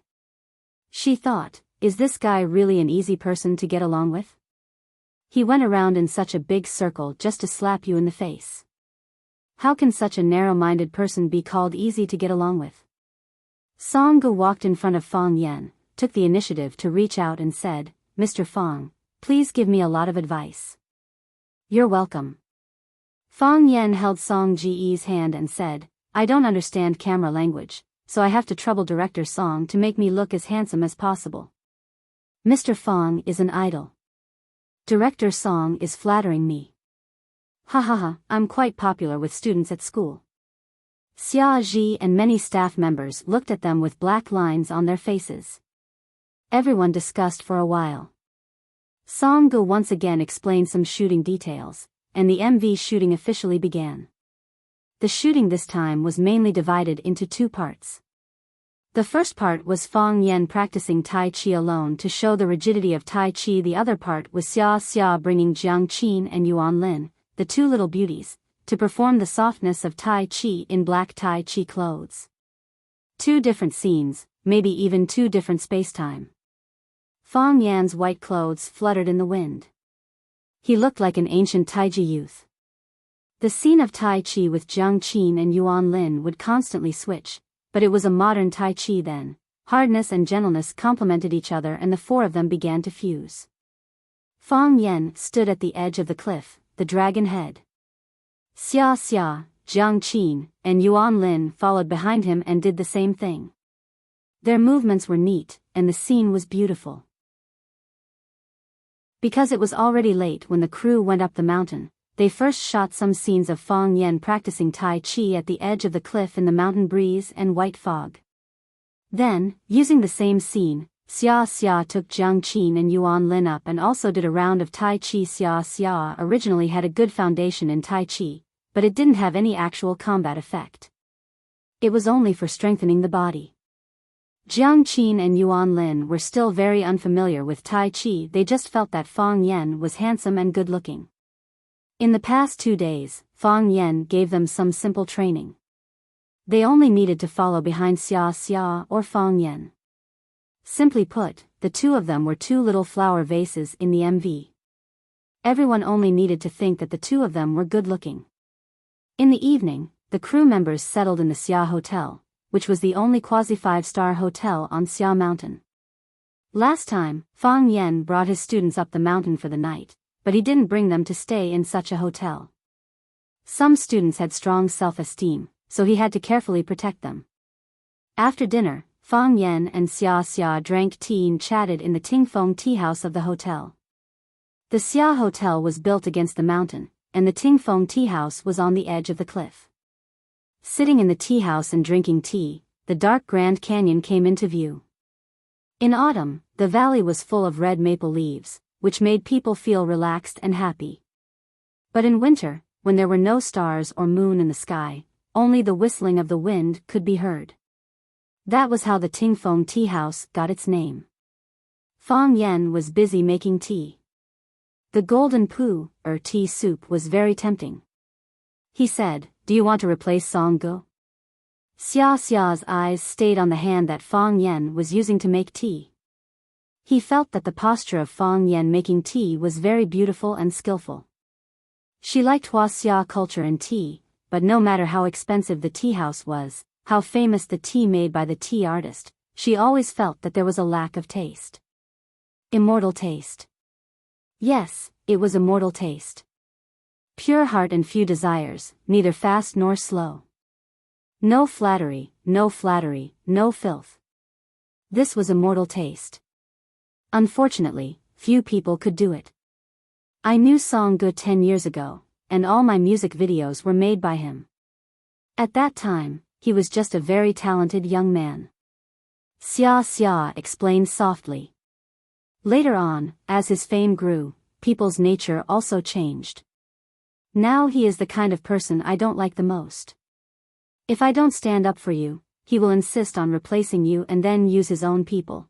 Xia Xia looked at Fang Yan and said, "I can tolerate people around me making some small mistakes in the field of life, but I will never allow them to criticize my work. This is my work." He wanted to try to control you, so he used me as an experiment. In the end, you slapped him back. Fang Yan said with a smile. This slap is fierce enough. I don't slap people. Xia Xia said.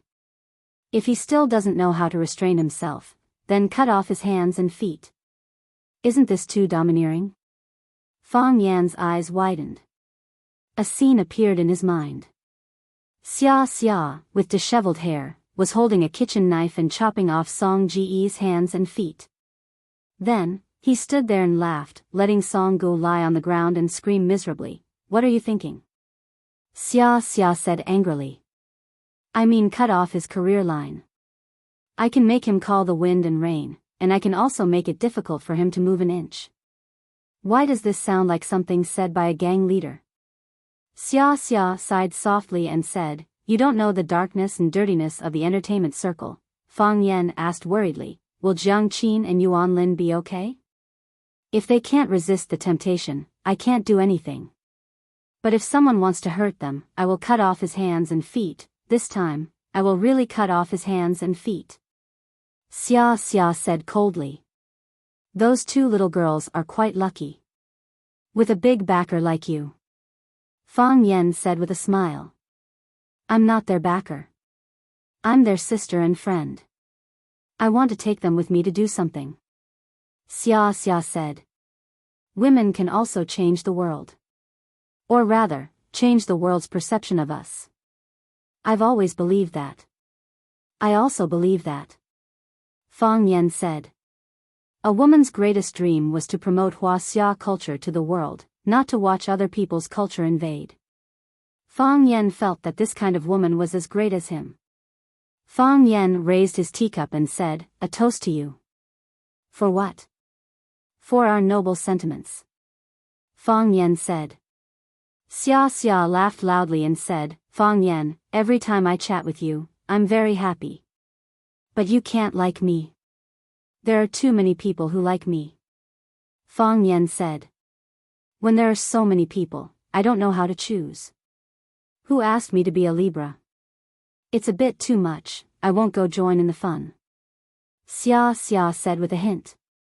Fang Yan laughed dryly and didn't speak.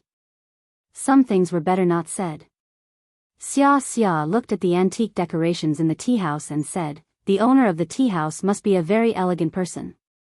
It's not called the star-gazing tea house, it's not called the maple appreciation tea house, it's called the wind-listening tea house.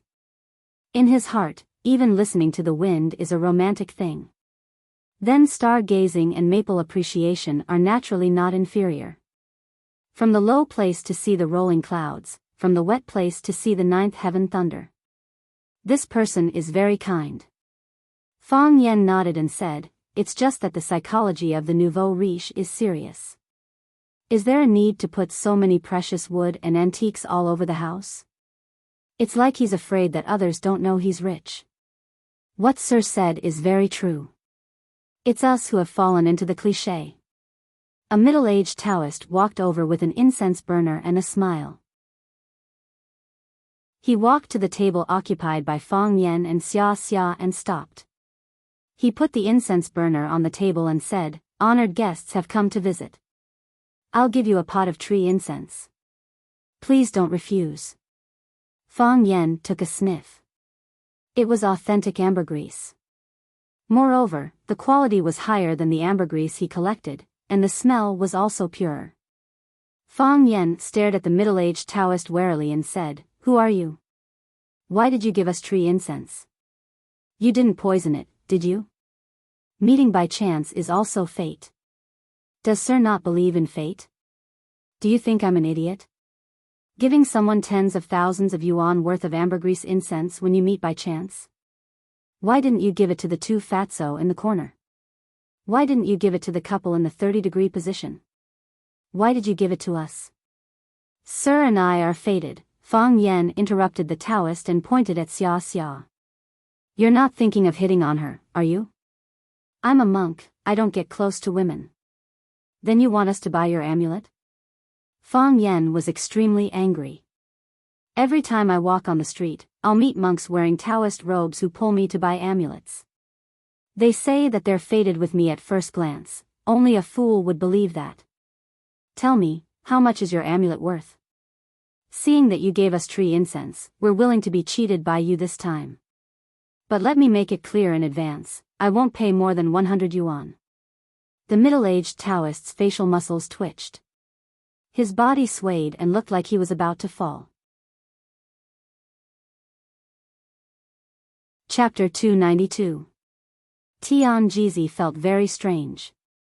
According to his cultivation, it was impossible for him to have such a hysterical state. Was he going to suffer a heavenly tribulation? However, it was not enough to suffer a heavenly tribulation. If the white-browed monk suffered a heavenly tribulation, how could he not be punished by the heavens? That was because he was angry. Angry, angry. The word angry had not been in Tianji's emotional world for many years. He had been cultivating all his life, calm and peaceful, and his thoughts were clear. He did not fight for anything, and rarely had conflicts with others. There were very few things in this world that could touch his spirit mirror Tao heart. He cultivated and nourished qi, but the qi he cultivated and nourished was qi activity. It was the body's nutrition and energy, and it was the driving force for him to seek the Tao and finally break through the void. Qi could cut hair and wash marrow, strengthen the body, and make people achieve immortality. However, angry, he tried hard to think about it, but he really forgot when and why he was angry last time. Why could this young man make him so angry when he opened his mouth?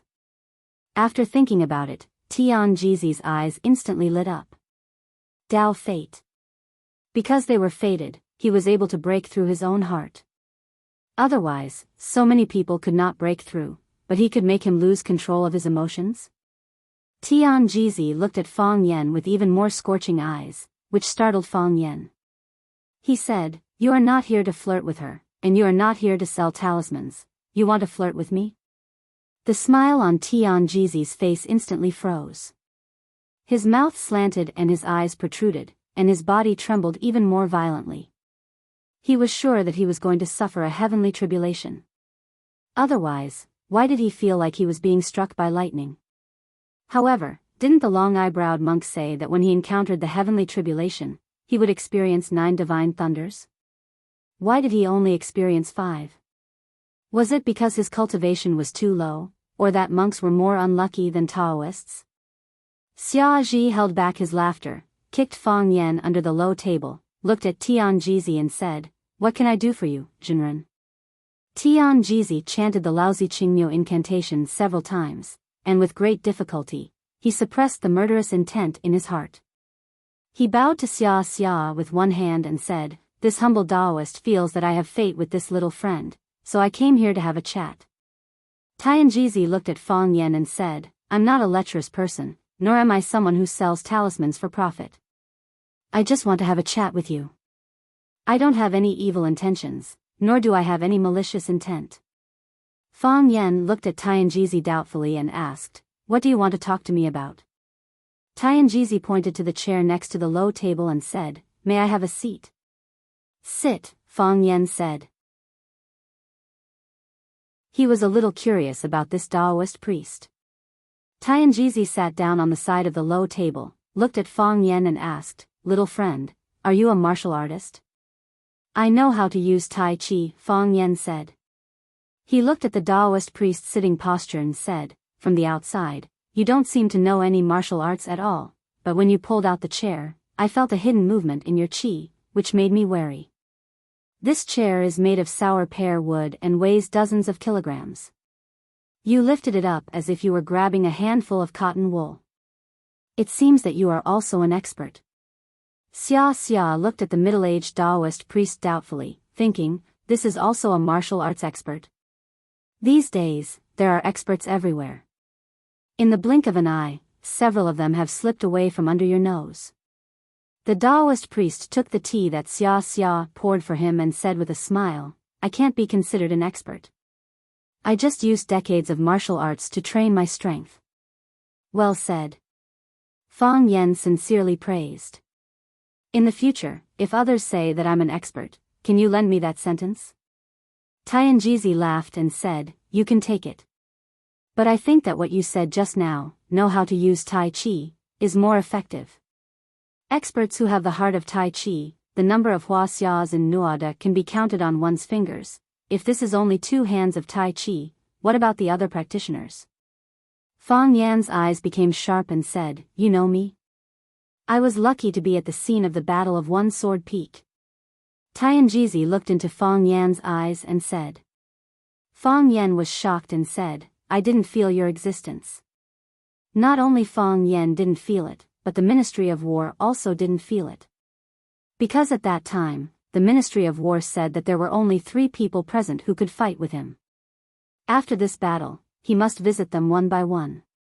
Fang Yan learned from Lei Feng's good example and helped him point out who the 3 experts were, but this middle-aged Taoist priest was not included. Many people thought that only those who were good at fighting were real warriors. Of course, this was not wrong. However, being good at hiding was also a unique skill. The enemy was already at your door, but you still didn't know he was there. Just thinking about it made people's scalps tingle and their backs turn cold. My little friend, don't panic, Tianjizi said, waving his hand.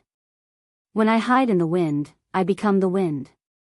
When I hide in the forest, I become a tree, a flower, and a grass. When the wind comes, I move, and when insects come, I don't panic. They and I are one. My little friend, your heart of Tai Chi has reached a higher level, and even the birds are willing to play with you. Isn't it the same? There are 3,000 ways in the world, but in the end, they all lead to the same destination. There is no difference between you and me. Fang Yan's hostility toward this Taoist priest deepened. This old guy followed him to the One-Sword Peak to watch the battle between him and the Ministry of War, and he also saw the scene of him playing with the birds today. Was he a stalker? Fang Yan looked at the Taoist priest and asked, "How should I address you?" "My Taoist name is Tianjizi," the middle-aged Taoist priest said. "Tianjizi, why do you always follow me?" "I was fighting with the Japanese sword god, and you followed me. I caught a bird to play with, and you also peeped behind my butt. What do you want? Now that you have come to me, you must be ready to lay your cards on the table, right?" "My little friend, you are very vigilant." "Nonsense. 9 out of 10 Taoist priests these days are liars, and one is a bastard. He always grabs your hand and says that you will suffer a bloody disaster. There were several times when I wanted to make him suffer a bloody disaster. He sells talismans, and I only lose some money. You don't even sell talismans, which means that what you are after is bigger. Who knows what I will lose? Some things are not things to give, but things to gain. If you give, but if you don't give, how can you gain?" Tianjizi said. "My little friend, can you tell me why you learn martial arts?" "So that others can't bully me," Fang Yan said. After thinking for a while, he added, "When I want to bully others, I don't worry that they will hit me." "If that's the case, then why did you risk your life to accept the challenge from Chiba?" Tianjizi asked with a smile. "From what I saw and thought, you didn't have any confidence that you could win against that Japanese swordsman, right? You didn't give in even an inch because you were proud and hot-blooded. Am I right? He took the initiative to challenge me and bullied me. How could I cower and run away? The worst outcome would be death. If I died, thousands of Fang Yans would stand up and kill him. No matter what, I wouldn't suffer too much," Fang Yan said. "Death is good. In order to uphold the dignity of a martial artist and protect the orthodox martial arts of Huaxia, you were willing to fight to the death with the Japanese sword god even though you knew that you were not as strong as him. Just this alone makes you stand out among your peers. Actually, I thought of asking for help, but they didn't come. You are frank and direct, and you have the courage to admit to others that you are timid and cowardly. It's human nature to look for a solution when you encounter difficulties, but in the end, you relied on your own courage and ability to defeat your opponent. I am not timid and cowardly for a moment. I have always been timid and cowardly. Not only do I have that kind of thought, but I also put it into action. If I invited someone over, it would be him fighting the Japanese sword god, and I would be eating melon seeds and chatting on the side. You are a chivalrous person. Why did you purposely make yourself look so bad?" Tianjizi looked at Fang Yan and asked. "Worried that people will criticize you and make fun of you?" Fang Yan sighed softly and said, "You are so shameless to praise me. Tell me, what do you want?" Tianjizi's expression was solemn, and his eyes were clear. His body was like a sleeping tiger or a coiled dragon, emitting a calm and peaceful aura. Ambergris smoke lingered in the air, and the faint fragrance was refreshing, making one's body completely relax and mind travel to the heavenly realm. This guy is good at showing off, Fang Yan thought. Tianjizi looked at Fang Yan and said in a compassionate tone, "The wind is strong, the tide is surging. The flood dragon totem, the fire phoenix nirvana. The dragon soul of Huaxia, the the glory is inextinguishable. The spirit of martial arts, the sun and the moon shine together. Thieves and evildoers covet from all directions, we should rise up and fight against them, using our hearts to punish them, the ancients said, establish a heart for the heaven and earth, establish a life for the people, inherit the lost knowledge for the saints, and establish peace for the world.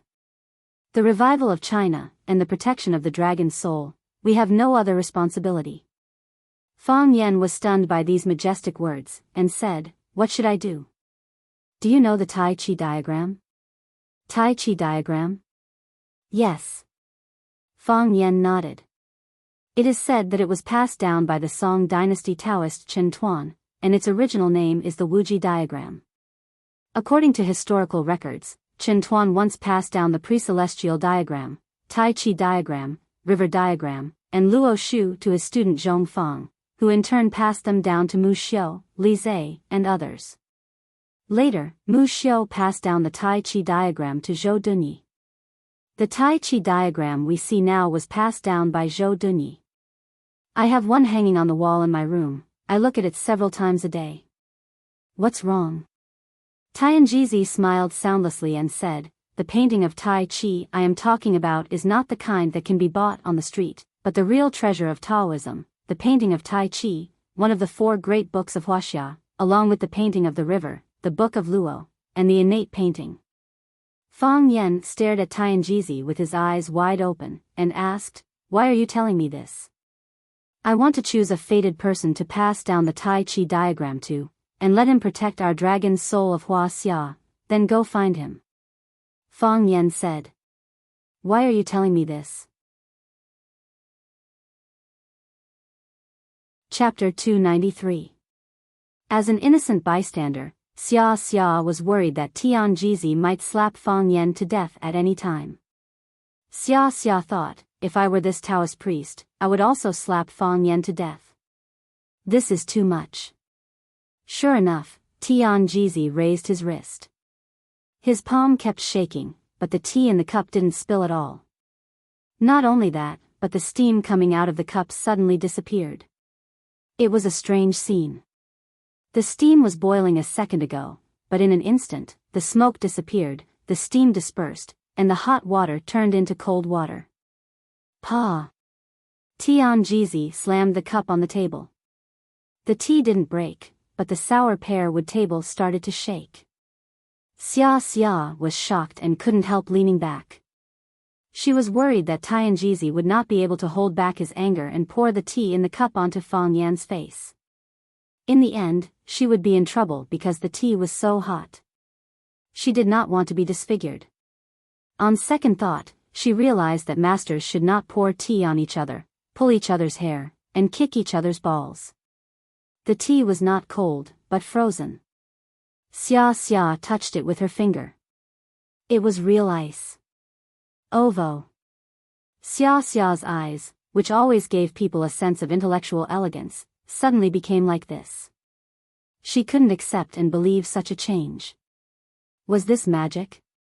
The golden poo, or tea, had turned into golden ice cubes, sparkling and translucent under the illumination of the light. It looked very cute. Fang Yen was also shocked. He knew this Taoist priest was a master, but he didn't expect him to be a master of a master. Just by using the move, turning water into ice, it was already amazing. His internal strength cultivation could leave him several streets behind. Tianjizi closed his eyes and muttered something. His lips moved faster and faster, and then he suddenly let out a muffled roar. The shout was not loud, but it was extremely harsh. Xia's face was pale, and Fang Yan's ears felt as if they were being pricked by needles. It was very uncomfortable. Not only did Xia Chen and Fang Yan suffer, but the other guests of the Tingfeng tea house were also not spared. When they heard this shout, the faces of those who were discussing turned ugly, the eyes of those who were looking at each other were filled with fear, and the smiles on the faces of those who were chatting and laughing became stiff and ferocious, as if they were discussing how to chop someone up. They all felt as if they had been hit by something, but no matter how hard they tried, they couldn't find the weapon that had hurt them. They all thought it was a panic attack and were focused on doing their own things. However, they were startled by the sudden sound. Therefore, they all pointed at the middle-aged Taoist priest and cursed him. "Why are you shouting in the middle of the night? Don't you have any manners?" This was a more elegant way of scolding. "Old man, you must be tired of living. Do you believe that I won't slap you to death?" This was a more courageous way of cursing. To be honest, Fang Yen was quite looking forward to him coming over to slap the old guy. "Which dog is barking in public? Hurry up and bring it back. Don't run around." This was a curse that brought about one's own destruction. Fang Yen couldn't bear to look in the direction of where he was. Tianjizi paid no attention to the attacks and insults outside. He slowly opened his eyes, and his expression became bright and clear again. He had the demeanor of an expert. He looked at Fang Yen and said, "Buddhism pays attention to the fruit of suffering, and Taoism pays attention to fate. My young friend Fang Yen, you and I are fated. Otherwise, how could you repeatedly break my Taoist heart with just a few words?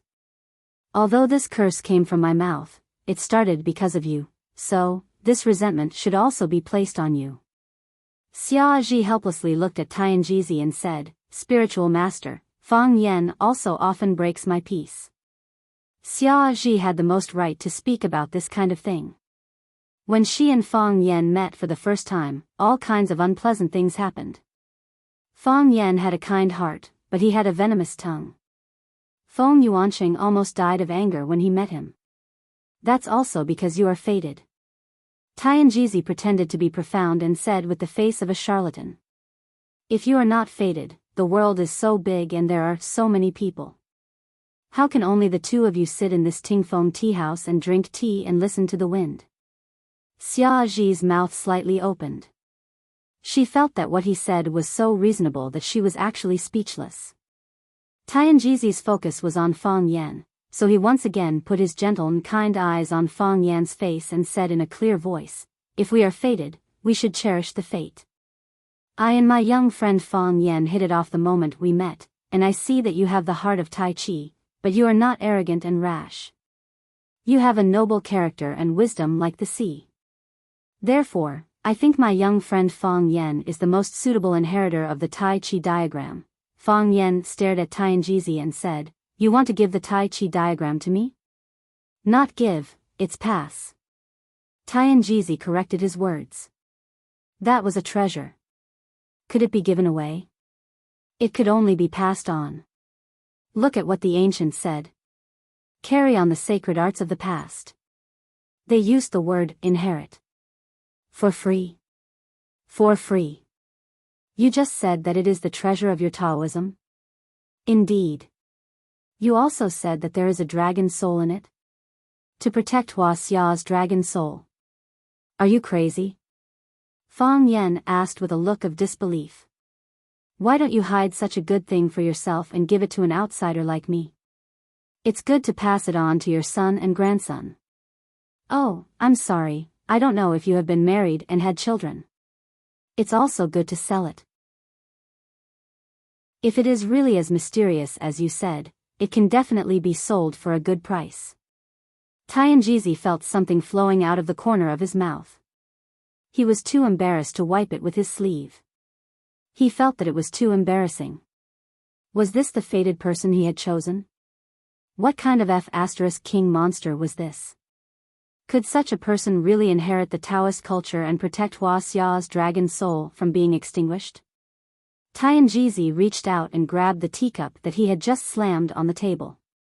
The coldness of his palm calmed the anger in his heart a little. He looked at Fang Yen with a serious face and said in a selfless manner, "That is the treasure of Hua Xia. It is shared by everyone in Hua Xia. How can I keep it for my own selfish reasons? Also, the Tai Chi painting can't be sold. We can't sell our totem and spirit." Fang Yan's face darkened. He said, "You mean that the Tai Chi painting can't be sold or passed on to my son and grandson?" "That's right," Tianjizi said firmly. This kind of thing was not negotiable. "What can I do with it?" "Inherit the Taoist culture and protect Hua Xia's dragon soul. If you have a great opportunity, you might be able to decipher the 9 syllables mantra in the Tai Chi painting. I think it will definitely benefit you for the rest of your life. If you give me something, I can't sell it. I can't pass it on to my son or my girlfriend. The only thing I can do with it is to play a word-solving game. In the end, when I'm about to die, I still have to pass it on to someone else. Wait for a new fated person to appear. The Tai Chi painting will naturally have a new inheritance. Tianjizi said. Am I crazy? Fang Yen was so angry that his body was trembling. He pointed at Tianjizi's nose and scolded, What good does this do me? I don't get anything. If you give it to me, I have to give it to someone else. What if I have feelings for it? What if I can't bear to give it to someone else? If that's the case, I might as well not have it in the first place. That's the Tai Chi painting, one of the 4 great books of Huaxia. It's everyone's dream. Tianjizi wanted to try harder. Whoever wants it can take it. Fang Yen said angrily. I've heard a lot of stories like this. A monk or a Taoist priest pretending to be mysterious. Or a wretched-looking old man. They pulled a young man passing by and said, Young man, I see that you have a clear bone structure, an imposing appearance, and a root of wisdom. You are a rare martial arts genius. If you concentrate on cultivation, you will become a great person in the future. Come here. I have a book called 18 Dragons Subduing Palms. Whoever believes it is an idiot. Immortal, are you okay? Xia Ji asked carefully. She felt that the Taoist priest had suffered a great blow tonight. She didn't know if he could bear it. The timing is not right. The timing is not right. Tianjizi said with infinite regret. The old monk is right. Let's wait and see. Let's wait and see. Tianjizi stood up. When he turned around, he reached out and flicked his sleeves. The tea that had been frozen into ice melted again. Hot steam rolled over. Fang Yan's eyes widened. His mind trembled. He stared at the cup of tea without blinking. He stared at the rolling steam above the cup. He reached out his hand and touched it. The steam really did have heat. It was not a cheap trick on the street. The dead tree has come back to life. Fang Yan exclaimed. The dead tree has come back to life. He pushed the chair away and stood up, but the middle-aged Taoist priest was nowhere to be seen. He grabbed Xia Ji's shoulder and asked, Did you see him? Did you see where he went? No. Xia Ji shook her head. She didn't understand why Fang Yan was so excited all of a sudden. She didn't see him like this even when the boiling hot water turned to ice. I'm looking at the tea in the cup. Fang Yan went to ask several people, including the waiters of the Tingfeng tea house. However, no one told him where Tianjizi had gone. Fang Yan stood in the Tingfeng tea house and cursed, Do you have any patience, old man?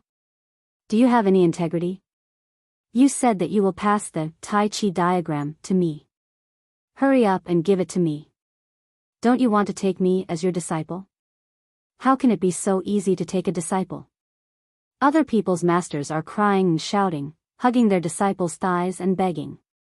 If one day doesn't work, they will come 100 times. If one day doesn't work, they will come 100 days. Can't you at least hold on? When I don't agree, don't you know how to slap me? Fang Yan cried aggrievedly and shouted with red eyes, Godfather, where are you? Chapter 294. The smoke curled up and the wooden fish struck.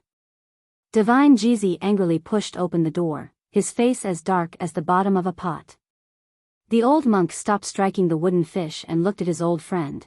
I told you to wait and see, but you just had to be so impatient. Did you get frustrated? He's a bastard, Divine Jizi said with a bitter smile. I can't even talk to him normally. Which one of his words is serious? He's not a bastard. If he really was a bastard, why would we follow him for so long? The old monk shook his head. He's a smart person, too smart. He just used this bastard method to reject our request. Think about it, based on our many days of observation and understanding, has he really done something that we find unsightly?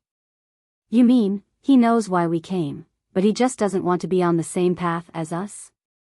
He doesn't want to take on this responsibility, the old monk sighed. He's still young, still in the playful stage, who would want to carry such a burden? Passing on the culture, protecting the dragon's soul, these words sound easy to say, but it's hard to do. Someone has to do it, Divine Jeezy said regretfully. There are still a few outstanding people in our generation. These youngsters, there has to be a few people who stand out. Didn't he already stand up? The monk said with a smile. He teaches and educates people, traditional Huaxia culture. Facing the challenge of the Japanese sword god Chiba, he didn't back down. Didn't he already stand up? What's missing is just a ceremony. We just need to be patient and give them more time. I think these kids won't let us down. Who knows, they might even do better than us in the future. Wu Jizi nodded and said, is he really the fated one? What? The divine fortune teller Divine Jeezy is starting to doubt his own eyes? This kid is a bit strange, just sitting with him makes me easily angry, violent, even the Lao Tzu cleansing mantra can't suppress it, because you care, the monk said. If you don't care, why are you so angry? In your hands, he is the most suitable inheritor of the Tai Chi painting, right? You think too highly of him, so you're more concerned about gains and losses. I almost wanted to squeeze his neck and force him to accept this task. Tian Jeezy laughed heartily. However, it's impossible for this kid to escape from my grasp. You planted another seed? I just used our Taoist secret technique, spring comes to withered wood, in front of him. He stood outside the wall but couldn't enter. I think he would be interested in this, Amitba, you two continue to fight. Who knows, we might end up as a family, the monk said with a smile as he struck the wooden fish again. Talk. Fang Yen was very frustrated. He locked himself in his room, boiled a pot of water, and poured it into a teacup. He held the teacup full of water in his hand and used the suction technique of Tai Chi to suck away the steam inside the teacup. The boiling water that had just been boiled immediately became cold water.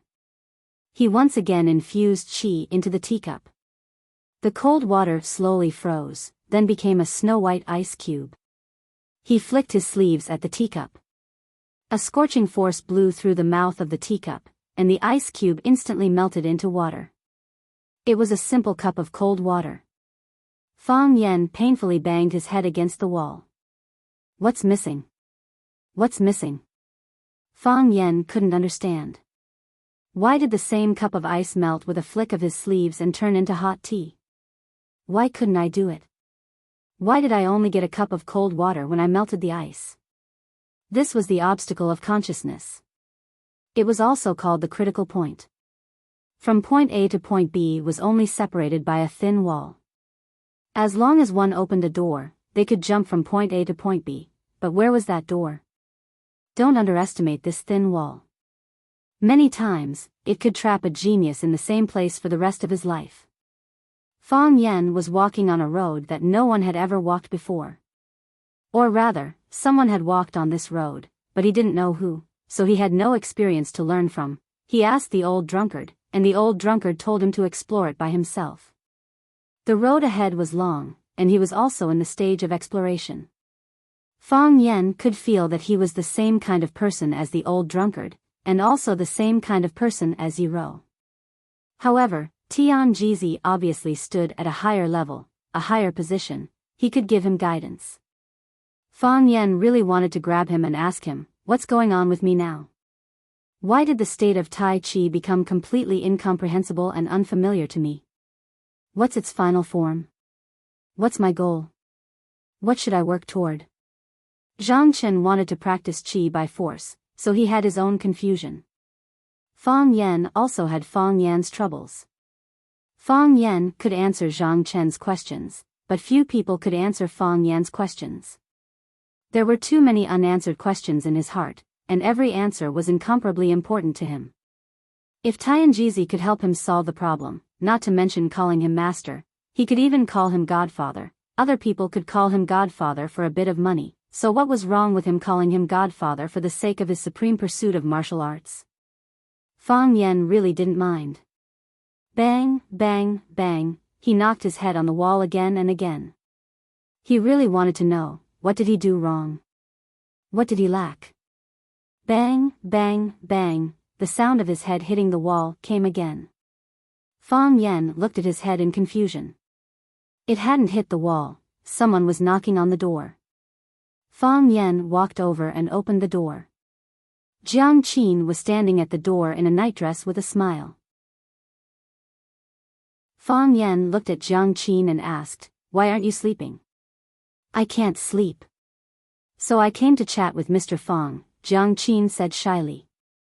It was a little embarrassing to stand in front of his teacher in the middle of the night. "I'm already asleep," Fang Yan said. "Let's talk tomorrow. Hurry up and rest. We have to get up in a few hours to film. The next scene will be the scene of the sun rising. You have to rest well and show your most beautiful posture to the audience." Jiang Qin looked a little wronged, but he tried to smile and said, "Okay. Good night, Mr. Fang." "Good night," Fang Yan said with a smile. Jiang Qin turned around and left. He entered his room and closed the door. The door of the room next door opened. He stood at the door with a cardigan sweater over his pajamas. "She's sad," Xia said. "I'm also doing this for her own good," Fang Yan said. "One day she'll understand your painstaking efforts," Xia said. "She'll be glad to have a teacher like you." "It's late. Go to sleep," Fang Yan said. He waved at Xia Ji, then turned around and entered his room.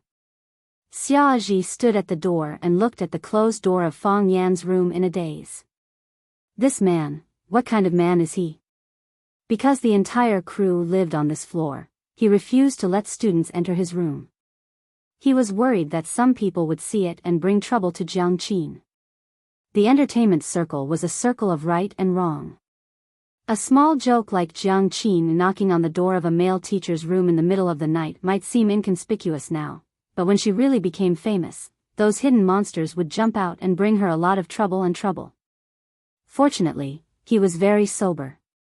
When Xia Ji saw Fang Yan for the first time, it was the scene of Fang Yan standing under the rising red sun and playing Tai Chi. Therefore, she stubbornly believed that it was the most beautiful scene and that such a scene must be included in her MV. Thus, the whole crew got up early the next day to shoot the sunrise. The two little girls, Jiang Qin and Yuan Lin, were in very good spirits. They took the initiative to help distribute lunch boxes to the staff of the crew. Fang Yan paid special attention to Jiang Qin and was relieved when he found that there was no abnormality. After all, she was just a child. Her mood was bad and good faster. After a night's rest, she probably couldn't remember what happened yesterday. Seeing that Xia Ji was looking at them, the two looked at each other and smiled. The shooting plan was temporarily modified. They still shot the scene of the rising red sun, but the shooting location was not in the slightly flat sky, but in the tiger leaping gorge. Song Ge thought that the terrain there was higher and the location was steeper. If it was filmed there, it would give people a more beautiful and three-dimensional feeling. More importantly, he was going to let Fang Yan do Tai Chi on the left side of the tiger leaping gorge, and let Xia Ji take Jiang Qin and Yuan Lin to the right side of the tiger leaping gorge to do Tai Chi left and right, hard and soft. They did it at the same time, with several cameras working at the same time. When the time comes, the edited MV must be beautiful. This was Song Ji's original words. Xia Ji was a workaholic. After listening to Song Ji's explanation, he also felt that this idea was very good. Thus, the group rushed to the Tiger Leaping Gorge. The Tiger Leaping Gorge was the place where Fang Yan encountered the monster killer group last time. There were two tall cliffs on the left and right side. It was said that on the night of the full moon, a fierce tiger howled at the moon, then jumped from the cliff on the left to the cliff on the right. The monster group's grave was covered with weeds, but the tiger-leaping gorge was still gloomy and ghostly, giving people infinite temptation and pushing people away. Song-gu liked this place very much and said happily, "It's so beautiful. So beautiful. That's the feeling I want. Dark and lonely, like an old man in his twilight years. But when the first ray of sunlight shines on the tiger-leaping gorge, it gives people a feeling of light and hope. It must be unbelievably beautiful." Xia Ji was also very satisfied with this place and was full of expectations for the later filming. Because Fang Yan was the main character in the MV, he needed to play Tai Chi on the cliff facing the east. On the other hand, Xia Ji, Jiang Qin, and Yuan Lin needed to go down to the mountainside and take the ropeway to the other side of the tiger-leaping gorge. Of course, Song-gu also followed Xia Ji to the other side. On Fang Yan's side, there was only an assistant director accompanying him. The assistant director asked Fang Yan to tie the rope, but Fang Yan waved his hand to indicate that there was no need. This level of danger was within his tolerance range. On the opposite side of the cliff, Xia Ji, Jiang Qin, and Yuan Lin were being tied up with safety ropes by the staff. At this moment, Xia suddenly cried out in alarm and fell forward. There was a slope in front of her. Her body slid down the slope for a while and fell down the cliff. At this time, Xia Ji's seatbelt was not yet locked. Chapter 295. In the blink of an eye, Summer, who was standing beside him, had fallen off the cliff. It happened too fast. It was so fast that it was hard for people to react. Song-gu and the others didn't even have time to make a frightened movement or make any sound. They just shouted something. The summer disappeared from their eyes. Of course, this was just the reaction of a normal person. Fang Yan was not a normal person. When he heard Summer's exclamation, he already felt that the situation was not good. When he saw Summer's head sliding down the slope, he already had a premonition of what was going to happen. Therefore, when Summer fell off the cliff, Fang Yan had already finished 2 consecutive run-up runs. He tiptoed on the edge of the cliff and his body quickly fell to the cliff, rushing toward Summer who was on the opposite side of the cliff. Whoosh, the wind was whistling in Summer's ears. She felt the cold wind of the canyon cutting her face. She felt her body was cold and stiff. Her mind was blank. She could only hear her own breathing and heartbeat. "I'm going to die." She was really unwilling. Summer's heart was full of regret. She was so young, she still had a lot of things to experience. She hadn't been in love, she hadn't fulfilled her music dream, she still had a lot of things to eat, and a lot of places to go. Strange, it wasn't her own heartbeat. Her heartbeat wasn't so hard, and her chest wasn't so wide. Summer opened her eyes and looked at Fang Yan's eyes. 1 second, or maybe even shorter. Fang Yan had already looked away, but she felt an unprecedented sense of security. This sense of security made her body no longer cold, the flesh on her face no longer hurt, and her mind returned to normal. Damn. Summer thought angrily in her heart. She was jumping off the cliff like Fang Yan. Why could she still feel safe? What was safe? Would it be safer to die together? Summer and Fang Yan had known each other for a while, but it was the first time she was so close to him. She looked at his side profile. It wasn't the kind of handsome European with a knife and axe. The curve was very soft. His eyes were very bright. They were falling fast, and his eyes were looking around like an eagle. He was about to die, so what was there to worry about? Xia suddenly felt her side collide with the edge of the cliff. No, Fang Yan hugged her and dove to the side. Fang Yan grabbed onto a long horizontal branch at the edge of the cliff. Because they were falling too hard, the tree branch creaked under their weight, and their legs kept swaying in the air. From rolling down the cliff to stopping, the summer felt as long as a century. However, to Fang Yan, it was merely a breath's time. Everything happened in the blink of an eye. Fang Yan jumped off the cliff to intercept Xia Kiki. After gliding in the air for a few tenths of a second, Fang Yen hooked his hand and grabbed the tree trunk. Are you okay? Fang Yen finally had the chance to ask this question. I'm fine, Fang Yen, she really couldn't understand why Fang Yen would jump off the cliff to save her. Didn't he say that she wasn't his type and that they wouldn't have a future together? Was there a need to invest so much? Fang Yen didn't answer her question. He looked up at the sky and shouted, "Throw the rope down. Quick, put the rope down, put the rope down." Song Gu and the security assistants on the top of the mountain finally reacted. They put down the rope that was originally used as a safety rope and held the other end in their hands. One person, 2 people, 3 people, a dozen people. They lined up in a column, each holding a section of the rope, ready to pull Fang Yen and Xia Ji up. Fang Yen told Xia Chen to hug him tightly. For safety's sake, he used his own legs to clamp Xia Chen's legs tightly together. This posture was really too embarrassing and too ambiguous. Fortunately, Fang Yen and Xia Chen were both simple-minded beauty. No one would think so much, and no one would admit that they did. In this way, Fang Yan's 2 hands were completely free. He hugged the tree trunk with one hand and took the rope with the other hand and pulled hard. The group of people on the mountain moved toward the edge of the cliff. The rope was very soft and there were many factors that could not be fixed. Tie the other end of the rope to a big tree. Tie it tightly. Fang Yen shouted. This time it was not a joke. If the rope accidentally fell when he grabbed the rope and climbed up, it would be very difficult for him to grab the life-saving object that could stop them from falling.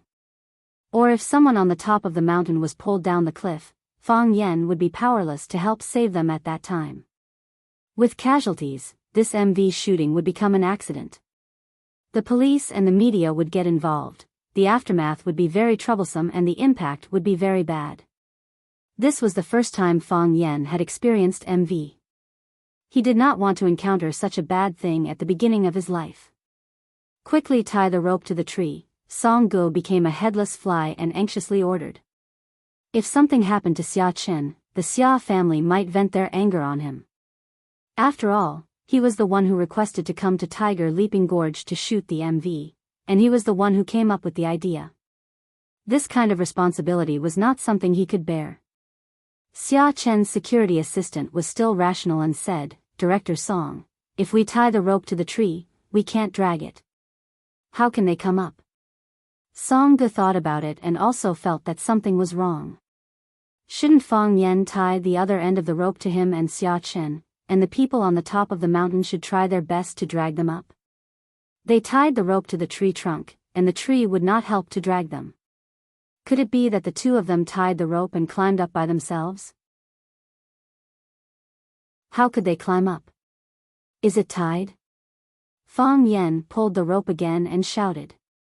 "Mr. Fang, should we drag you up, tie the rope to the tree? You don't have to worry about anything else." Fang Yen shouted. Creak, creak, the trunk of the small tree that Fang Yen was hugging was bent to the extreme. This small tree, which was as thick as the mouth of a bull, was not enough to support the strength of 2 people. Soil began to roll down from its roots. "Fang Yen, the tree is going to break," Xia Chen said with a pale face. "It's okay. We have enough time," Fang Yen said. As he spoke, he had already grabbed the rope and did not let go. Even if the small tree broke immediately, they would not fall off the cliff. "It's tied," Song Gu shouted from the top of the mountain. Fang Yen was worried and pulled hard. The rope was straight and hard, and the other end was tied very firmly. As long as the tree was strong enough, there should be no problem with the rope. "All of you, get out of the way," Fang Yen shouted. Song Gu looked around and asked, "You said to get out of the way. Where should we go?" No one answered, because everyone saw a horrifying and thrilling scene. They saw Fang Yen hugging Xia Chen with one hand and holding the rope with the other. After wrapping the rope around his wrists a few times, he swung his body towards the cliff on the right. They were like 2 gourds on a vine, crashing into the stone wall on the other side. Both of his feet stepped on the cliff, and his body once again rushed towards the cliff on the left. Both of his feet stepped on the cliff on the left, and his body once again swung to the right. Back and forth, Fang Yen was like a naughty monkey playing on the two blades cliff. After borrowing strength several times, his body suddenly jumped high and jumped on top of Song Ji's head with Xia Chen in his arms. The hero saving the beauty had to be cool. This was the second cool climbing posture that Fang Yen could think of. When Song Gu was still hesitating about where to hide, the security assistant pushed him away, which avoided the tragic fate of being kicked to the bottom of the cliff by Fang Yen and Xia Chen. In that case, Song Gu would only have a dead end. Because the security assistant knew that Fang Yen would not play Eagle Fall for Song Gu. The security assistant really knew about safety. Xia Chen lay in Fang Yan's arms and gasped. Until now, she did not dare to open her eyes. It was too exciting, it was really too exciting. She had made many movies and TV series, climbed mountains, jumped over rivers, and even played high-altitude leaps on the skyscrapers of Dubai. However, that was when there was a steel wire hanging from it. Moreover, most of the actions in the film and TV series were completed by post-production. The scene that you think is cool and exciting may just be completed in the recording studio. However, Fang Yen made such an action with one hand grabbing the rope. This is simply challenging human cognition. Song Gu sat on the ground and looked at Fang Yen with her mouth wide open. She was speechless for a long time. He didn't know if he was stimulated or scared. Maybe it was both. The three security assistants of the crew stared at Fang Yen. A bearded man gave a thumbs up to Fang Yen. The bearded man was called Zhou Deqiang, the head bodyguard of Xia Chen. Originally, he did not like Fang Yen very much. He thought that he was just a pretty boy who knew a few tricks. Because he was good-looking and glib, he was able to get Miss Xia Chen's trust. This feeling was as complicated and contradictory as the princess guarded by the warrior was taken away by the prince, and the daughter raised by the father was about to be cheated away by the bastard son-in-law. However, with Fang Yan's quick reaction after Xia Chen fell off the cliff and his ability to climb at high altitude, his ability could kill them dozens of times. He came over and wanted to pat Fang Yan's shoulder, but he felt that this action was a bit disrespectful to an expert. So, he took his hand back. He looked at Fang Yen and said, "Master Fang, thank you. Our brother's negligence caused Miss Xia Chen to be in danger. If it weren't for you, the consequences would be unimaginable." The other two security assistants also came over to thank Fang Yen. They were smiling on their faces, but they were crying in their hearts. With this guy here, they were afraid that they would lose their jobs, right? Chapter 296. Jiang Qin and Yuan Lin were frightened. They stood together with Summer and were about to buckle the rope around their waists when Summer exclaimed and disappeared. The two little girls were deeply loved by Summer. When they were in Yanjing, they received a lot of help from Summer. Summer was usually busy with work, but she often asked her assistant to send them some daily necessities. As long as she had free time, she would drive to school to pick them up, and the three of them would go out to eat and go shopping together. Their relationship was not like that of master and apprentice, but more like that of sisters. Summer fell off the cliff. Their little faces were pale with fear, and their legs were weak. They couldn't even speak. Fortunately, Fang Yen chased after them and saved Summer. Only then did they recover some spirit and strength. Jiang Qin and Yuan Lin rushed over and cried while hugging Summer. Life and death separated by a thin line. If it weren't for Fang Yen, they could only see Summer's corpse now. Maybe they wouldn't see it because they couldn't go down the mountain in such a short time. Because Summer was still lying in Fang Yan's arms, the two of them also hugged Fang Yen. From a distance, it looked like the four of them were hugging their heads and crying together. Summer finally came to her senses. She got up from Fang Yan's arms, turned around and hugged Jiang Qin and Yuan Lin in her arms. She comforted them and said, "Why are you crying? I'm fine, aren't I?" Sister, you almost. Yuan Lin wiped her tears, and her little face was red from crying. I thought I wouldn't see you. Yes. As soon as we looked up, we couldn't see you. Then we saw them running to the edge of the cliff. Yuan Lin and I didn't dare to go over. We were so scared. Jiang Qin's eyes were also red. With your omnipotent Mr. Fang here, sister will be fine. Summer said with a smile.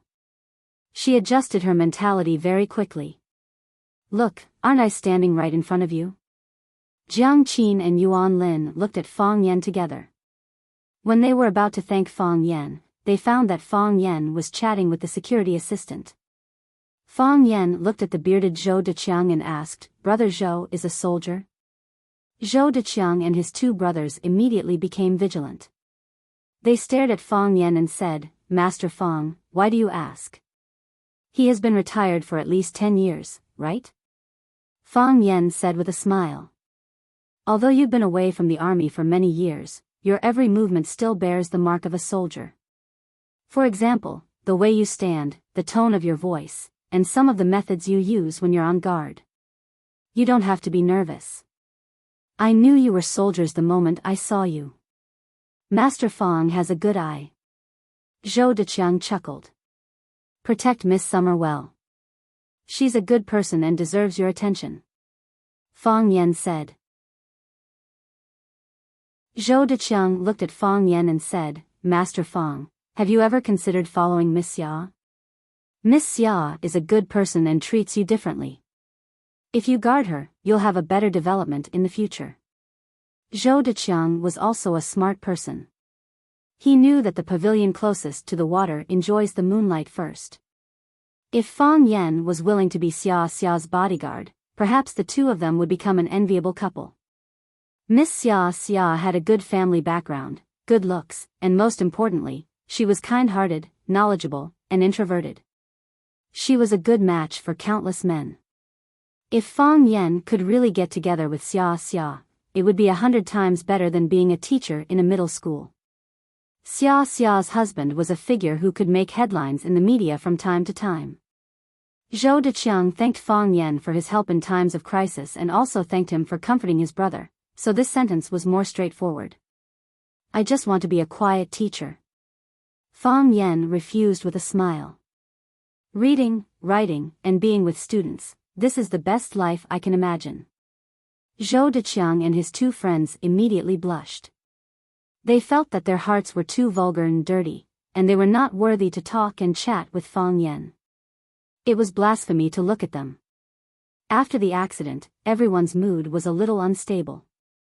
Under the security guard, the group of people retreated to the side of the road to drink water and rest. Song Gu was completely convinced by Fang Yan this time. No, it had risen to the level of worship. He now recalled how stupid it was to say that this guy had no talent and could not be used. He repeatedly expressed his gratitude to Fang Yan and hoped that they could contact each other more in the future. Fang Yan understood Song Ji's mentality and did not embarrass him anymore. Since there was no replacement for Xia, he would not say anything more. Song Gu squatted in front of Xia and said with a face full of fear, Xia, it's all my fault. I really didn't expect such a thing to happen. If I didn't choose such a dangerous place to shoot, you wouldn't have encountered such danger. Why don't we change places to shoot the MV? Many people in the entertainment industry were superstitious. They believed in all kinds of gods. Every time they started filming, they would hold a starting ceremony and pray to the gods to bless them with smooth sailing and smooth shooting. Encountering an extremely dangerous thing during filming like today, almost causing casualties, made them feel that this was not an auspicious place. Changing the venue was also a matter of course. I almost fell off the cliff because I accidentally stepped on a snake. It has nothing to do with the venue you chose. Xia said. If you think this venue is not good enough, we can change to a better one. However, if it's just because of this sudden accident, I think it's still better to shoot here. Fang Yan, what do you think? Next time, tie the safety rope. Fang Yan said. If I just happened to be dozing off or went to the toilet, wouldn't I not be able to chase after you to save you? Even if the others jumped down, they wouldn't be able to save you. Maybe they would fall even faster with you. A group of people laughed, and the oppressive atmosphere finally eased a little. Xia Xia nodded and said, Fang Yan is right.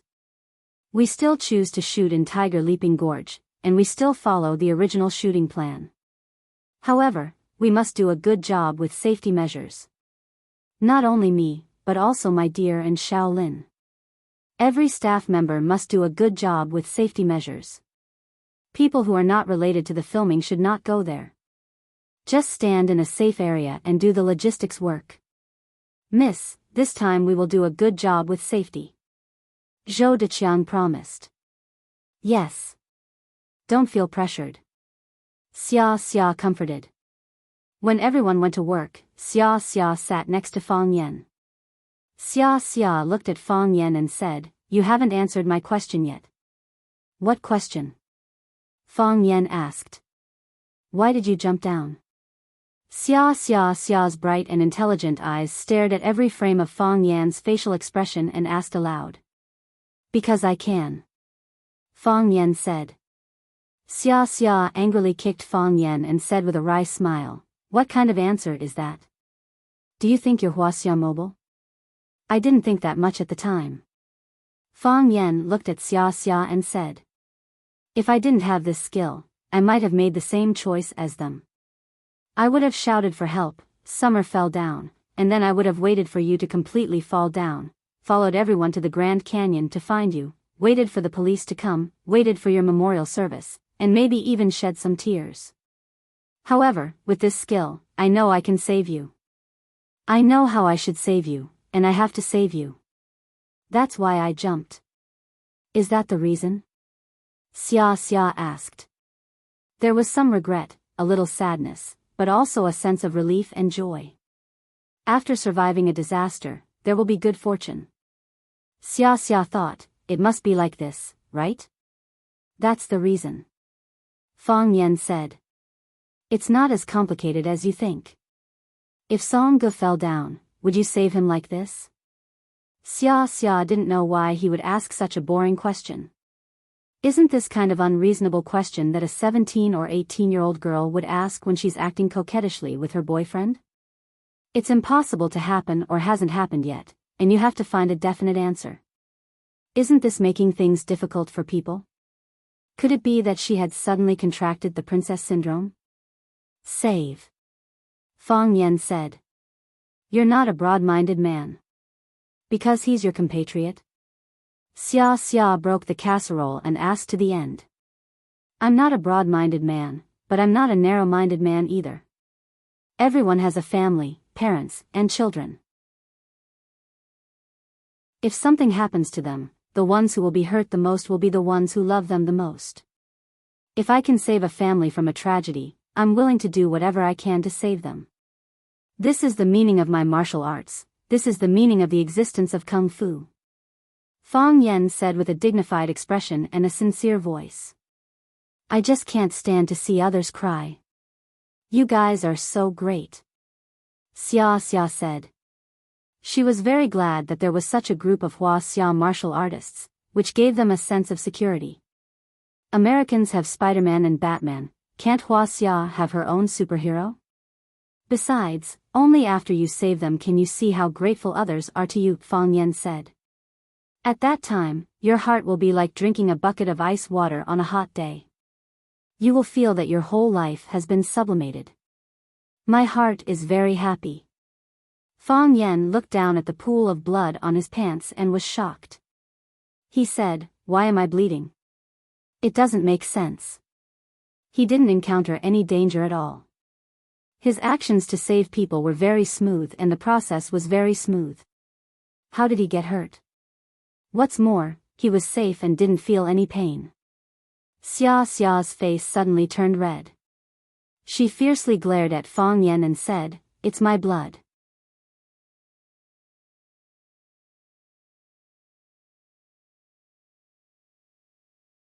Ordinary experts would not easily make a move, and those who did so were definitely not peerless experts.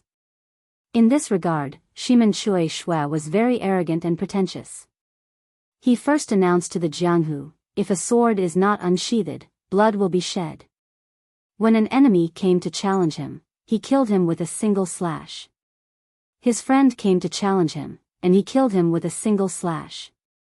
Her son came over to challenge her, and she secretly beat him up, pretending that nothing had happened. In this way, who would dare to challenge him? No one dared to challenge him, and he was able to maintain his reputation of being undefeated. Therefore, Fang Yan always felt that Shimen Chui Shui was the smartest person in the Jianghu. Assistant Director Wang Ku treated Fang Yan differently this time. He personally walked to Fang Yan with the safety lock and asked, "Master Fang, you don't need this thing, do you?" "I don't need it," Fang Yan said. He wanted to do Tai Chi without any scruples. What was a rope tied around his waist? But the others must be tied up. Understood. Understood. Wang Ku said with a smile. How can they be compared to Master Fang? We were just talking about how you can see a tiger jumping from one cliff to the other on a full moon night. Although we didn't see a real tiger jumping, we saw Mr. Fang jumping off the cliff. He jumped off the cliff to save someone. This is much more exciting than a tiger jumping off a cliff. It's just a small trick. Director Wang, you flatter me. Fang Yan said with a smile. Master Fang, this is the appearance of a real dragon. It's not a real dragon. It's just a fake dragon, Fang Yan said modestly. Wang Ku opened his mouth, but he didn't know how to continue. But he also realized that keeping silent was a very impolite behavior, so he quickly said, Mr. Fang, can we start? Miss Xia's side is ready. Fang Yan looked at the opposite cliff. Xia, Jiang Qin, and Yuan Lin were dressed in black and stood in a triangle. Xia stood at the front, while Jiang Qin and Yuan Lin stood on the left and right of her. The three girls were beautiful and charming. Wearing Tai Chi, they gave people a feeling of valiance. High mountains and deep valleys, the red sun rose, and the fog filled the air, making them look like immortals. One could imagine the visual impact when all of this was put into the camera. Song Gu raised her hand and shouted, "Action!" Wang Ku shouted at the same time, "Start!" So, Fang Yan bowed slightly, held his hands in a circle, and began to draw a circle with the tip of his foot. Summer also began to dance. Xia pushed her hand, and Jiang Qin and Yuan Lin followed. Xia turned around, and Jiang Qin and Yuan Lin also turned around at the same time. Several cameras moved at the same time, capturing the people on both sides of the cliff and making a moving picture. As the sun rose, rays of sunlight shone down, painting Fang Yan's body with a layer of gold. Even the mountains, the trees, the flowers, the grasses, and the pitch-black stones began to shine with a golden light. However, in the place where the sun didn't shine, the darkness was still sleeping, and the evil was still spreading. A man whose entire body was covered in green was lying flat on the grass, his mouth emitting a soft hissing sound. He took out a shiny leather bag from his bosom and opened it. A small snake with a fiery red body crawled out of the bag. The snake had no eyes, but it had a keen sense of smell.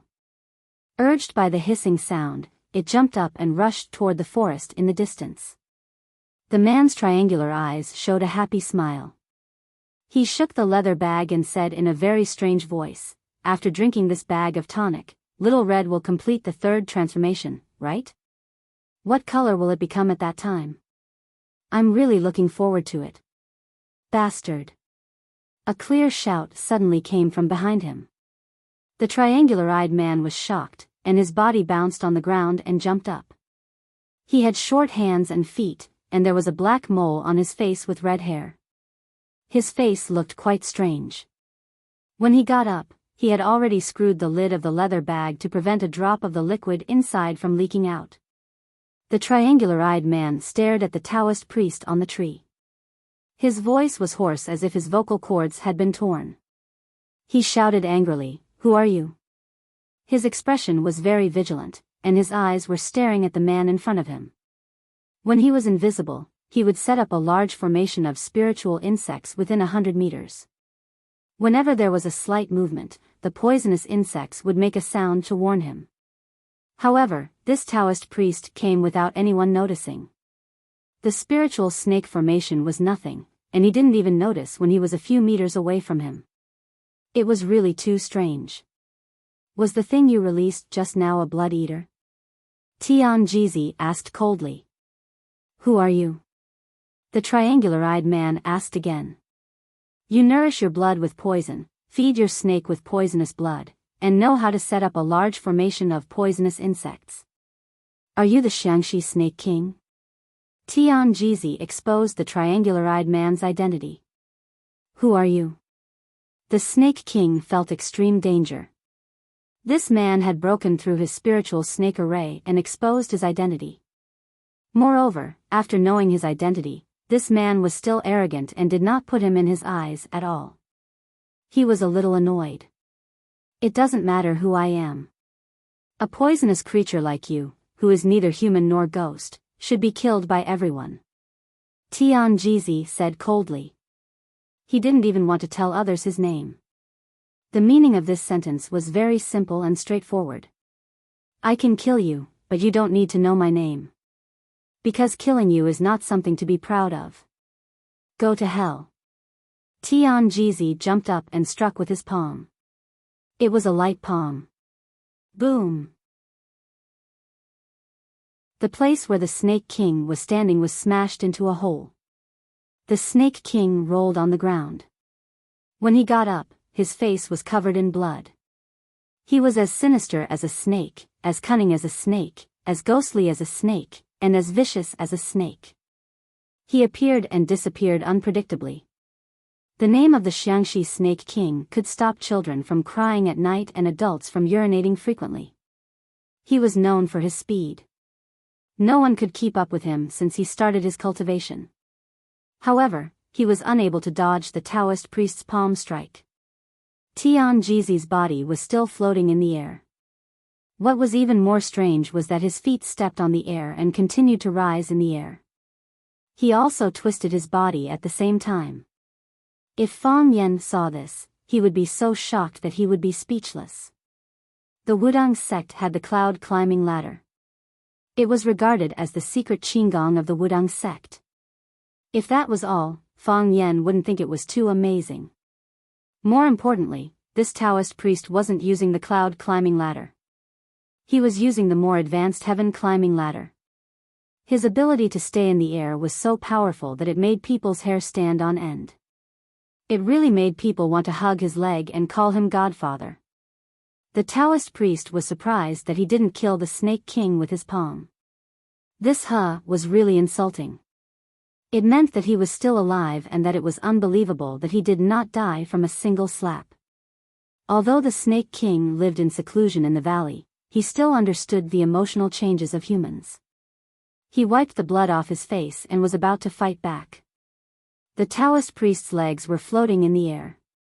He rushed toward where he was and struck again.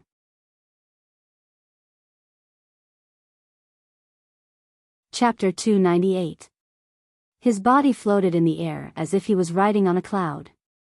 This time, he was even faster. His raised palms looked ordinary and didn't have any special effects, but it was more dangerous for the Snake Lord. Because he had lived with snakes for many years, eating and sleeping with them, he had the sensitivity and vigilance of a snake. He could sense danger. The Snake Lord was furious. He didn't do anything to provoke him, but he was doing bad things. Why did the bastard old Taoist want to kill him? His lips puckered up, and a shrill whistling sound came from his mouth. Snake Chariot. It was a high-level secret technique that could control poisonous snakes. He used the Snake Chariot to urge the poisonous snakes to fight for him. This was a fighting method that used sound to tempt people. Sure enough, the pure land that was 100 meters in radius without a single venomous snake or insect had suddenly turned into a land of evil in the world. Countless poisonous snakes of different sizes and shades of color were running in this direction. There were also some scorpions and other unknown poisonous creatures following them. Some frogs and mosquitoes were swept up by them and ran forward according to their rhythm. In the process of running, they were eaten by them in one bite. In the world of the Snake Lord, poisonous snakes were the absolute kings. The divine Jizi was in the air, so the poisonous snakes couldn't attack him. Therefore, they raised their heads high and made creepy sounds. They were like a group of hungry children, waiting for the divine Jizi to fall. As long as Tian Jizi fell to a certain location, they would attack together and devour Tian Jizi's skin, flesh, and bones. In the psychedelic world of the snake chariot, these poisonous snakes felt very hungry and had to find something to fill their stomachs. And under the guidance of their master, they would have a very crazy need for a certain object. The divine Jizi was furious. He put his hands together and crossed his fingers. The inside of his two thumbs collided with each other. He shouted, "Army!" Boom! His voice was like bronze knives and flying arrows. It was also like the Sanskrit of Buddhism. It could resist all evil spirits and demons in the world. Lin Bing and Do Zhe were all information. This was the 9 symbols mantra of Taoism.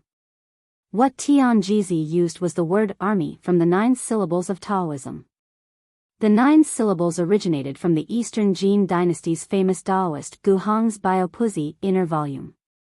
It goes like this: God said, "Those who fight with soldiers are always in groups." Ever since Gu Hong, the 9 words proverb of Taoism had been rumored to have great power. However, many people tried to recite it to no avail. Hence, the 9 words proverb was nothing more than a rumor.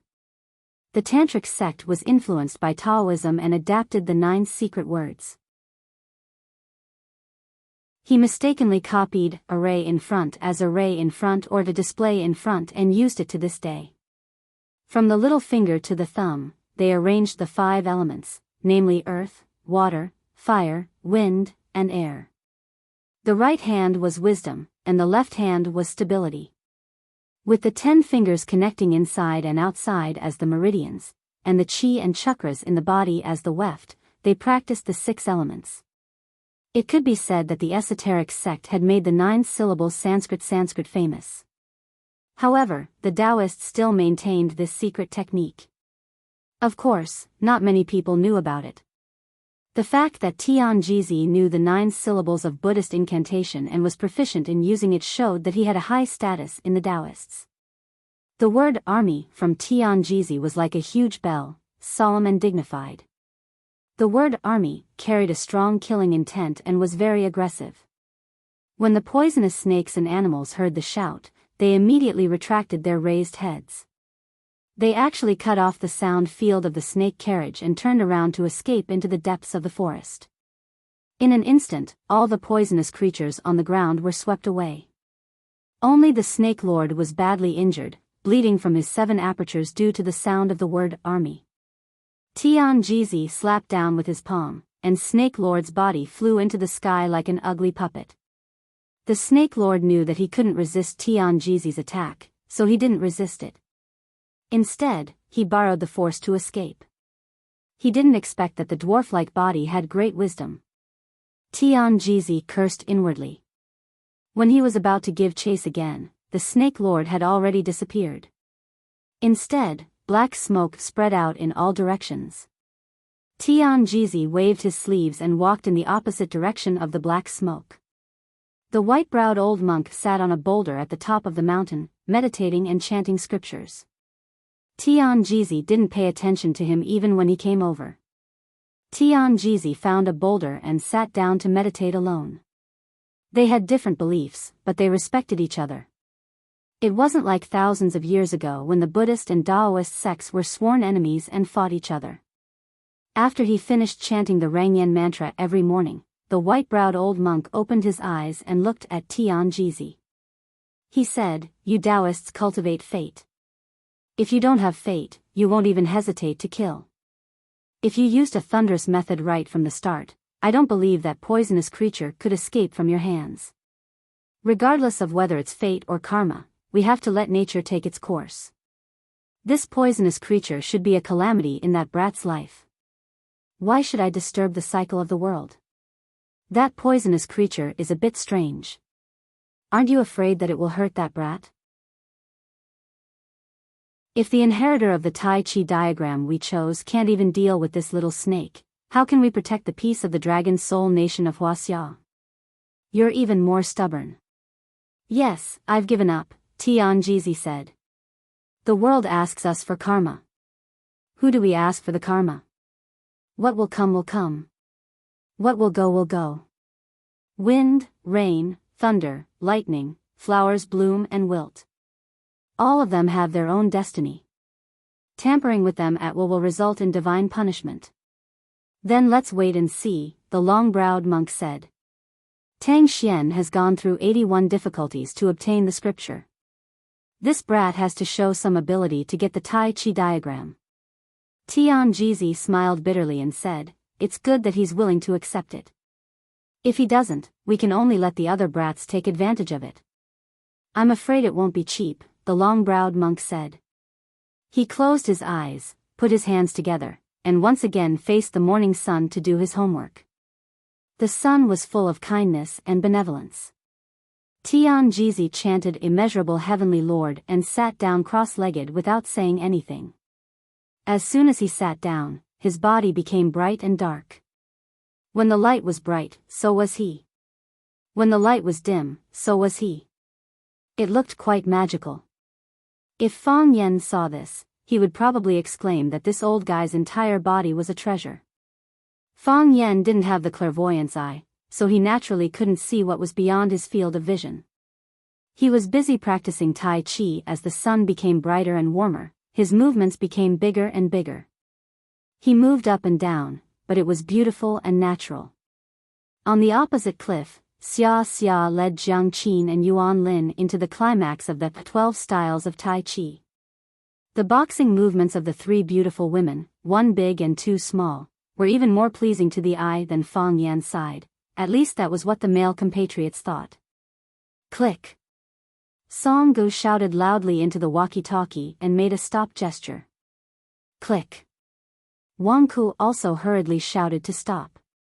The movement stopped, and the machine stopped. Song Gu explained to Wang Ku and Fang Yan through the walkie-talkie, saying, Great, the performance is very good. This is the most wonderful Tai Chi I have ever seen.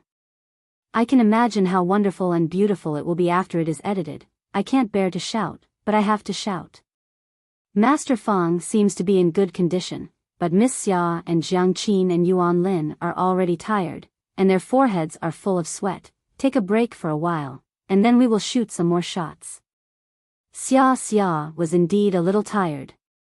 She had just experienced such a critical moment of life and death, and her performance in front of the camera was not as relaxed and casual as her usual Tai Chi. She also needed to pay attention to the language and emotional expression of the camera. Her body really couldn't hold on. Jiang Qin and Yuan Lin were even more tired. The amount of exercise this morning was much more than their usual training at school. Hearing that they could rest, the logistics staff immediately rushed over and helped Xia Xia, Jiang Qin and Yuan Lin to rest on the platform. The staff also put away the camera equipment and withdrew from the dangerous area of the cliff. In the place where they had just left, a small fiery red snake crawled out of the grass with a hissing sound. After returning to the hotel, they took a shower and rested, and then gathered for lunch. Lunch was not held in the internal restaurant of the Xianxia Hotel, because everyone felt that the food in the hotel was not delicious. After asking the guide, the crew went to a restaurant that looked pretty good. The restaurant also maintained the characteristics of Xianxia Mountain. The restaurant was built against the cliff, and next to it was a bottomless valley. Of course, the side was blocked with thick branches to prevent guests from accidentally falling off the cliff.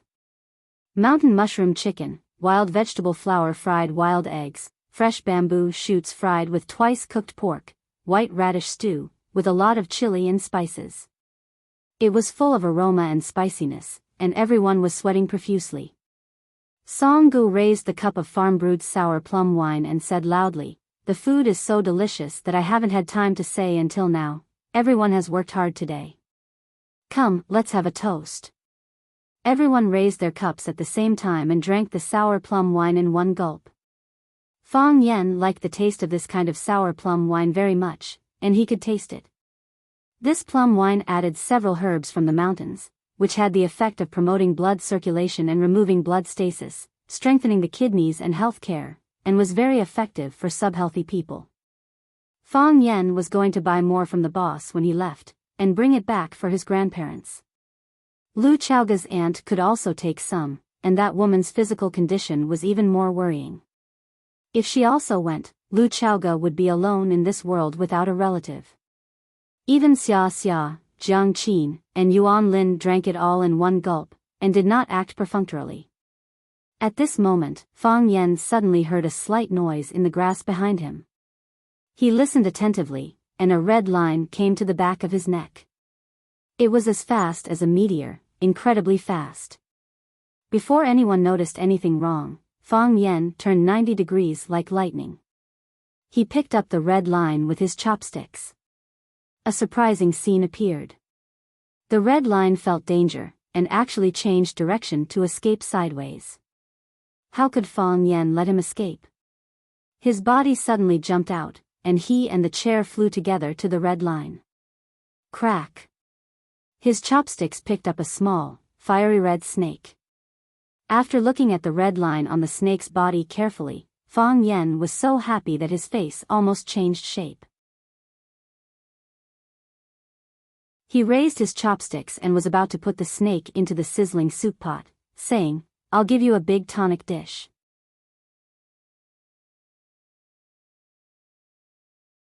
Chapter 299. Fang Yen often felt very lonely. For example, when a person didn't know what to eat for dinner, or when a person forgot to bring paper while squatting in the toilet, or when he wanted to put the blood eater into the pot of soup but no one agreed, he felt that no one understood him. Fang Yen, don't put that kind of dirty thing into the pot, throw it away. Xia Xia looked at the fiery red earthworm-like object in the middle of the chopsticks in Fang Yan's hand and said while suppressing her disgust. She felt her stomach twitching at a glance. How could she throw it into the soup pot? Who would dare to eat that kind of thing? Mr. Fang, hurry up and trample it to death. It's so disgusting, I have goosebumps. What is that thing? Earthworm? Or snake? Jiang Qin also couldn't stand this kind of ugly mollusk. She was most afraid of soft things like earthworms or snakes. Mr. Fang, raise your chopsticks. Yes, that's it. I'll take a picture and send it to my circle of friends. Okay, I'm done, you can throw it away. Throw it off the cliff, it's uncomfortable to look at. Yuan Lin's mentality was quite good, but her suggestion was still to throw this thing away. Others also wanted to suggest that Fang Yen throw this thing away, but because their relationship with Fang Yen was not as close as that of Jiang Qin and Yuan Lin, and because of the threat of Fang Yan's powerful force, they didn't dare to say it. Song Gu opened her mouth, but finally decided to temporarily stand aside. It's just a pot of soup, it's fine if it's ruined, but it's not good to offend Fang Yen. Throw it away? This group of prodigal women, they don't even know how precious this thing is. Things like ginseng, deer antler, bear paw and so on are not even dregs in front of it. This kind of snake is called the blood eater, raised with poisonous blood.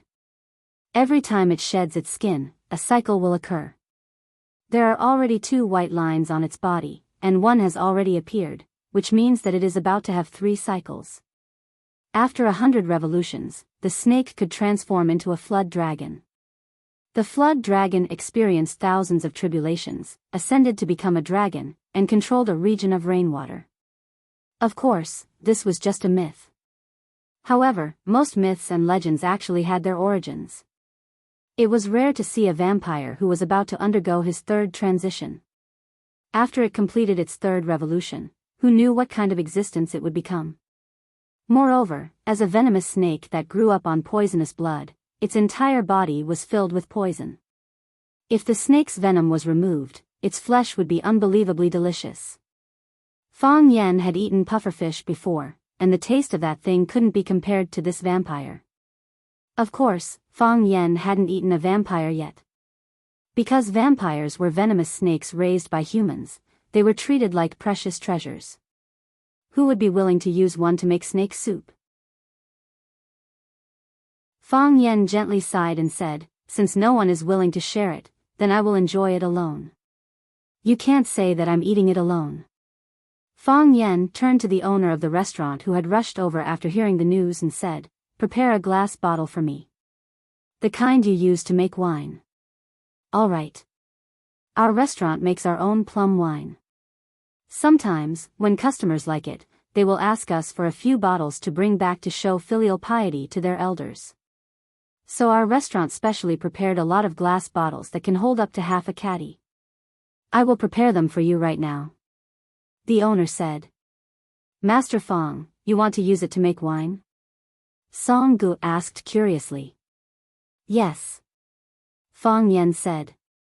Let me tell you, this snake wine is good stuff. Not to mention mosquito bites and all kinds of snake venom, it can even get rid of malignant tumors. Of course, you have already rejected my good intentions, so this thing is mine alone. It's that magical? Song Gu asked uncertainly. It can also strengthen the kidneys. Fang Yen said softly. Regret appeared on Song Ji's face and she said, then when Master Fang's medicinal wine is done, I will ask for a cup to drink? No problem. Fang Yen said with a smile. That is, if you still have it when you come. Seeing Song Gu staring at the vampire in the middle of the chopsticks, Fang Yen raised the vampire and handed it over, saying, for you? Song Gu was so scared that she kept stepping back. She was still afraid of this weird thing. The owner quickly brought over a glass bottle with a rubber stopper. Fang Yen let the owner pull the stopper and then used the chopsticks to stuff the vampire in. This thing didn't have eyes, but it was extremely sensitive. As soon as Fang Yen let go of the chopsticks, it turned around and wanted to escape. Unfortunately, it wasn't as fast as Fang Yen. Fang Yen had already stuffed the cork back into the bottle and blocked it inside. Give me half a caddy of white wine. The strongest wine you have here. Fang Yen said. Then Central Plains white? 65 degrees. The owner said. Okay. That's it. Fang Yen said.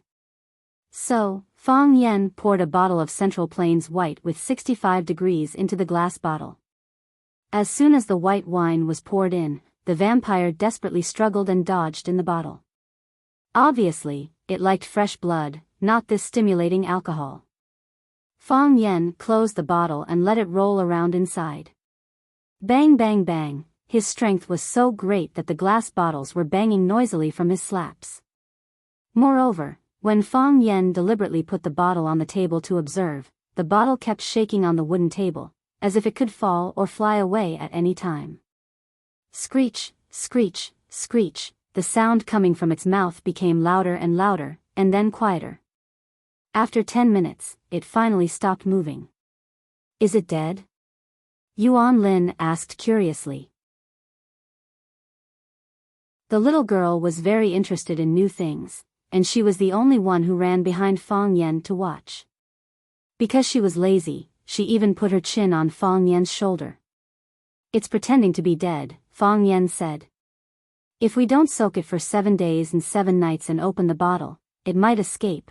Of course, it will escape if it bites someone to death. This kind of snake is very vengeful. Everyone's hair stood on end. Xia Ji said, really? This snake, it knows how to cheat. What kind of animal doesn't know how to cheat? Fang Yen said with a smile. People have their own ways to protect themselves, and animals also have their own ways to protect themselves. Besides, snakes are sinister creatures, so it's not strange that they know such strange tricks. Seeing such a monster swaying in front of them, everyone lost their appetite. Fang Yen looked at everyone and said with a smile, are you all full? If you are, let's go back. I can also take this thing under the sun. On the way back to the hotel, everyone stayed away from Fang Yen. Who wouldn't panic if they saw him holding a bottle like that, as if he was hugging his own son with a face full of love? After escorting everyone back to the hotel safely, Fang Yen returned to his room. Holding the glass bottle in his hand and looking at the vampire that was pretending to be dead, Fang Yan's face became cold. Conspiracy. This was a killing trap. The snake that jumped at Xia Ji shouldn't have jumped out by accident, right? The snake was controlled by someone and scared the defenseless Xia Ji on the top of the mountain. Xia Ji accidentally fell off the cliff, and the only person who had the ability to save Xia Ji was himself. If the person behind the scenes continued to attack while he was flying down the cliff to save Xia Ji, he and Xia Ji would probably be in fatal danger. Why didn't he attack immediately? And the vampire in his hand didn't attack until it was time to eat. If it had appeared when Xia Ji fell off the cliff, then the situation might have been very different, right? Fang Yen didn't know that when the Snake Lord was about to control the poisonous snake to give Fang Yen a fatal blow, he was attacked by Tianjizi. Without the control of the snake chariot, the vampire's ability was greatly reduced, and he lost the best opportunity to attack. Who on earth dug such a big hole and wanted to bury himself in it? Fang Yen always felt that he was a good person, but why did a good person have so many disasters? I'm just a king talker, I'm not a big evil person, why does everyone have to make life difficult for me? Fang Yen put the glass bottle on the windowsill, where the noon light shone. Sure enough, the vampire in the bottle was most afraid of sunlight. His body rolled and twitched in the bottle again. Fang Yen ignored it, closed the door and left the room. Big hole. Blood. Footprints. Fang Yen used a stick to check the viscosity of the blood and calculated the time. It happened to appear when Xia Ji fell off the cliff. The big hole was also turned over new soil. According to Fang Yan's eyes, it was blasted out by someone's energy because the soil was too broken and turned into powder. Only strength qi could indiscriminately grind the soil into powder. Fang Yan's expression was solemn. What kind of person could have such internal strength? Also, the person blasted it down from the sky, which was why the hole felt like it was being compressed. Fang Yen imagined the battle in his mind and realized that there were some actions that even he couldn't do, or could do better than the person who did it. Thinking of this, Fang Yen felt a little relieved. Shixia Mountain wasn't small, but it wasn't big either. There were only two people who could have such skills. One was him, and the other one didn't need to say who it was. Tianjizi helped him avoid a disaster. But if it was Tianjizi, why did he let the poisonous creature escape? If you want a disciple, you have to be serious. If you work half-heartedly like this, who would want to follow you? Fang Yen thought in his heart. He walked to the high valley and bowed slightly towards the east. He knew that he could see his gratitude. We're even now. Fang Yen thought happily. Bastard.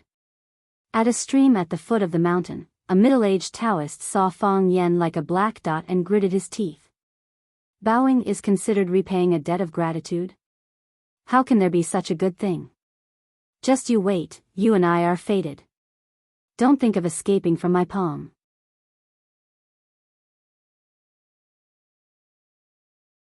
Chapter 300. When Fang Yen returned to the Xianxia Hotel and was about to open the door of the room next door suddenly opened.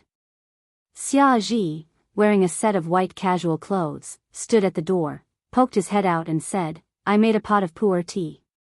Do you want to come over and have a drink? I'm a little tired. I'll go back and take a bath. Fang Yen said. Then I'll wait for you. When are you coming? I'll help you soak it up. Xia Kiki smiled as she looked at Fang Yen and said firmly. Fang Yen knew that he couldn't hide, so he turned around and walked in front of Xia Ji, saying, Then let's try your craft first. If I didn't insist, would you be unwilling to come over? Xia Ji knew Fang Yan's mentality like the back of his hand. He let Fang Yen in and said, I have something to ask you. Pu'er tea was indeed brewed in Xia Ji, but the tea was slightly cold, and the taste was already the second tea. Fang Yen looked at Xia Ji, who said matter-of-factly, I drank the first one myself. The taste is a little light, you won't like it, but it suits my taste. The second one was the best. It was originally prepared to be used to entertain guests. I knocked on the door and you weren't in the room, so it was cold. I poured it out. Using the third tea to entertain you won't make you feel wronged, right? Of course not. Fang Yen watched Xiaoji's slender hands pour out the herbal tea in the teacup, and then pour in warm water to soak it again. After Fang Yen held a cup of hot tea in his hand and tasted it, Xiaoji asked, "What's going on with that snake?" Fang Yen looked at Xiaoji and asked with a wry smile, "What did you find?" "I didn't find anything before. I thought it was just an accident, and that the green snake that hit my calf was just a coincidence," Xiaoji said. "But when we were eating, a second snake appeared, and it was such a strange poisonous snake. I felt that something was wrong. Some time ago, when I was rehearsing at Xiaxia Mountain, I also encountered snakes, but those snakes turned around and ran away when they saw people, and I couldn't catch up. Unlike the two poisonous snakes today, who actually knew how to sneak attack and pretend to be dead, Fang Yen would never underestimate a woman's IQ. The women around him, whether it was Lu Chaoga, Qinitian, or even his childhood sweetheart, Phoenix, who had failed in his first love, were all extremely smart. Although Yi Ro was a bit barbaric and violent, no one dared to say that she wasn't smart. How could an unintelligent woman have such a high level of martial arts cultivation at such a young age? Therefore, Fang Yen decided to be honest. "Are you thinking too much?" Fang Yen said. "Someone was struck by lightning twice in a day. Such unlucky things can happen. What's the big deal about encountering two snakes in a day?" "Fang Yen, you're not honest." Xia looked at Fang Yen and said. "Just as you said, even if we can't be a couple, we're still friends, right? Shouldn't friends be honest?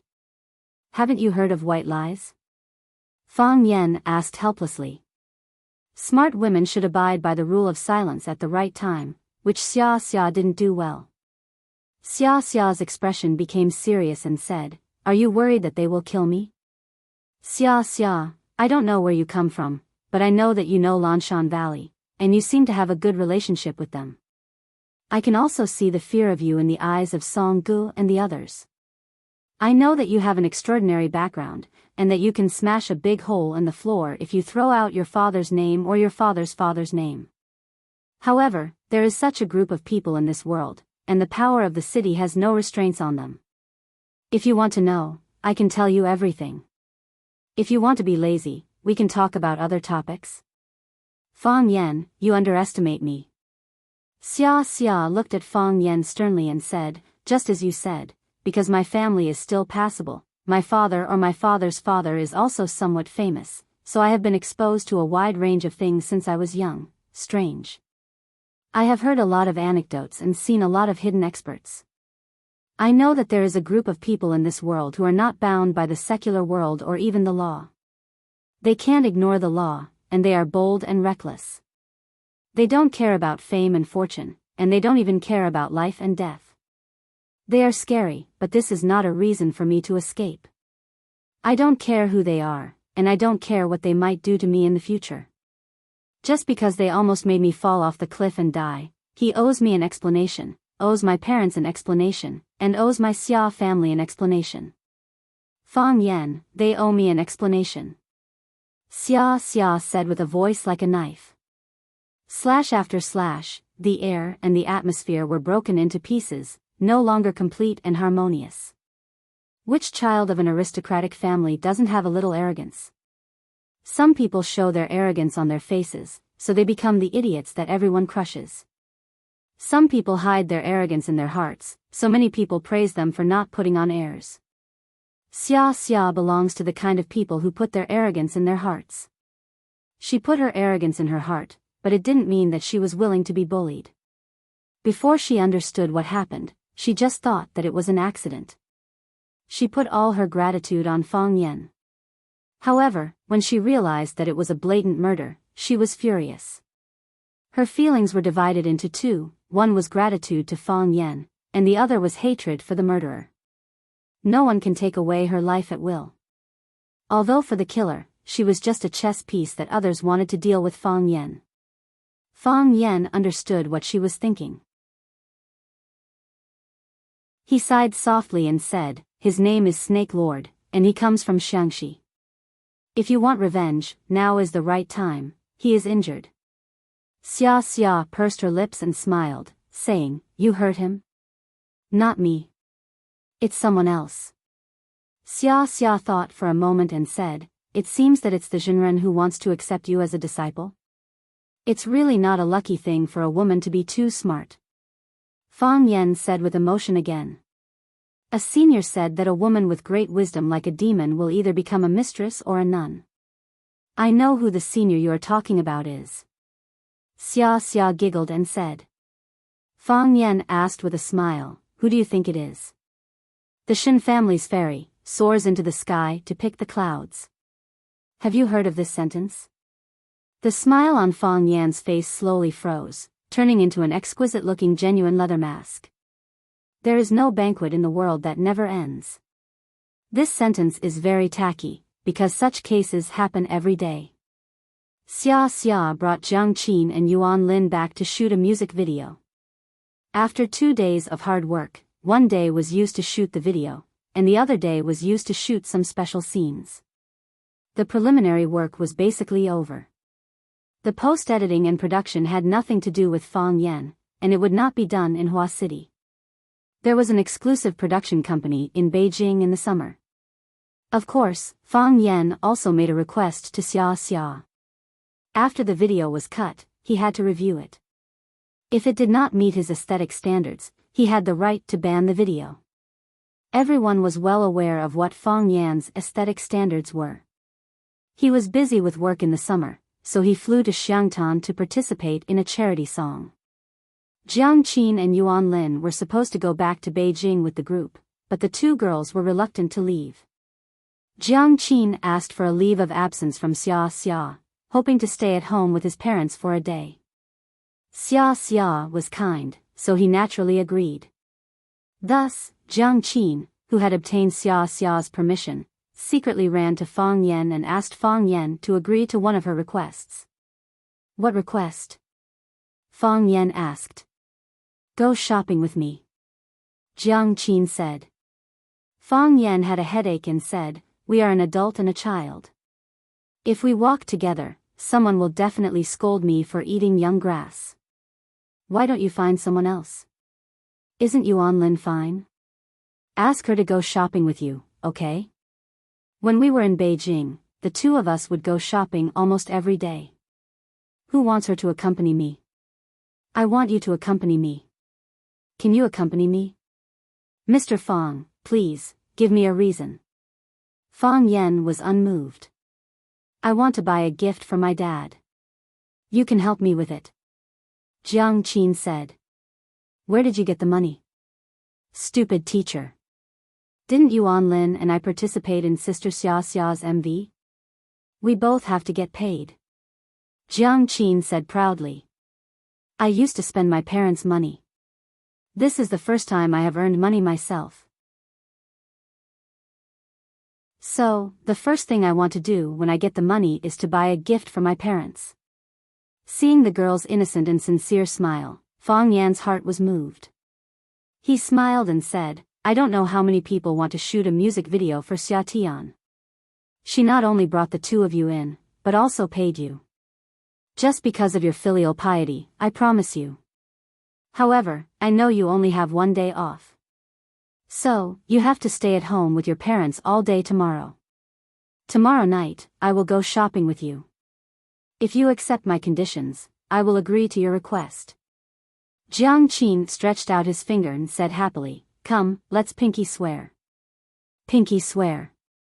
Don't change for 100 years. Fang Yan didn't pinky swear with her. Who wouldn't change for 100 years with this kind of kid? Fang Yan had just walked to the school gate when the phone in his pocket rang. He looked at the caller ID and saw that it was Huang Haoran. He asked, "Haoran, what's the matter?" "Mr. Fang, not good." Huang Haoran's voice was very anxious. The boys in our class fought with others. Fight? With who? Fang Yen asked anxiously. Is anyone injured? With students from Ivy High School. Huang Haoran said. 2 people were injured and have been sent to the hospital. Fang Yen had an urge to pinch those bastards to death. You are a student. Your occupation is to study hard and make progress every day. Why are you fighting? What's there to fight? If you want to fight, come fight with me. Go fight with Tangcheng. Which hospital? Fang Yen asked while gritting his teeth.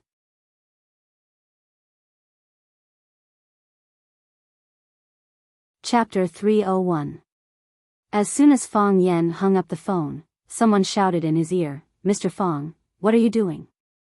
Baldy, no. Captain Kai was standing behind Fang Yen with a smile, looking at Fang Yen as if he was looking at his lover.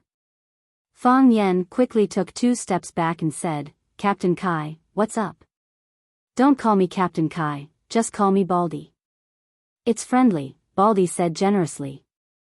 He looked at Fang Yen and asked, Mr. Fang, are you going back for dinner? I'm going back. Fang Yen nodded. Hurry up and go back, Baldy said. I just saw Zhang Chen go in through this door, he must be going to your house. Fang Yen immediately understood. Baldy had come over to get close to him because he wanted to freeload a meal at his house.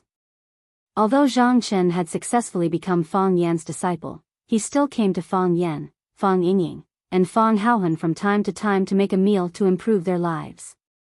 It had to be said that Zhang Chen's cooking skills were quite good. It could be said to be professional.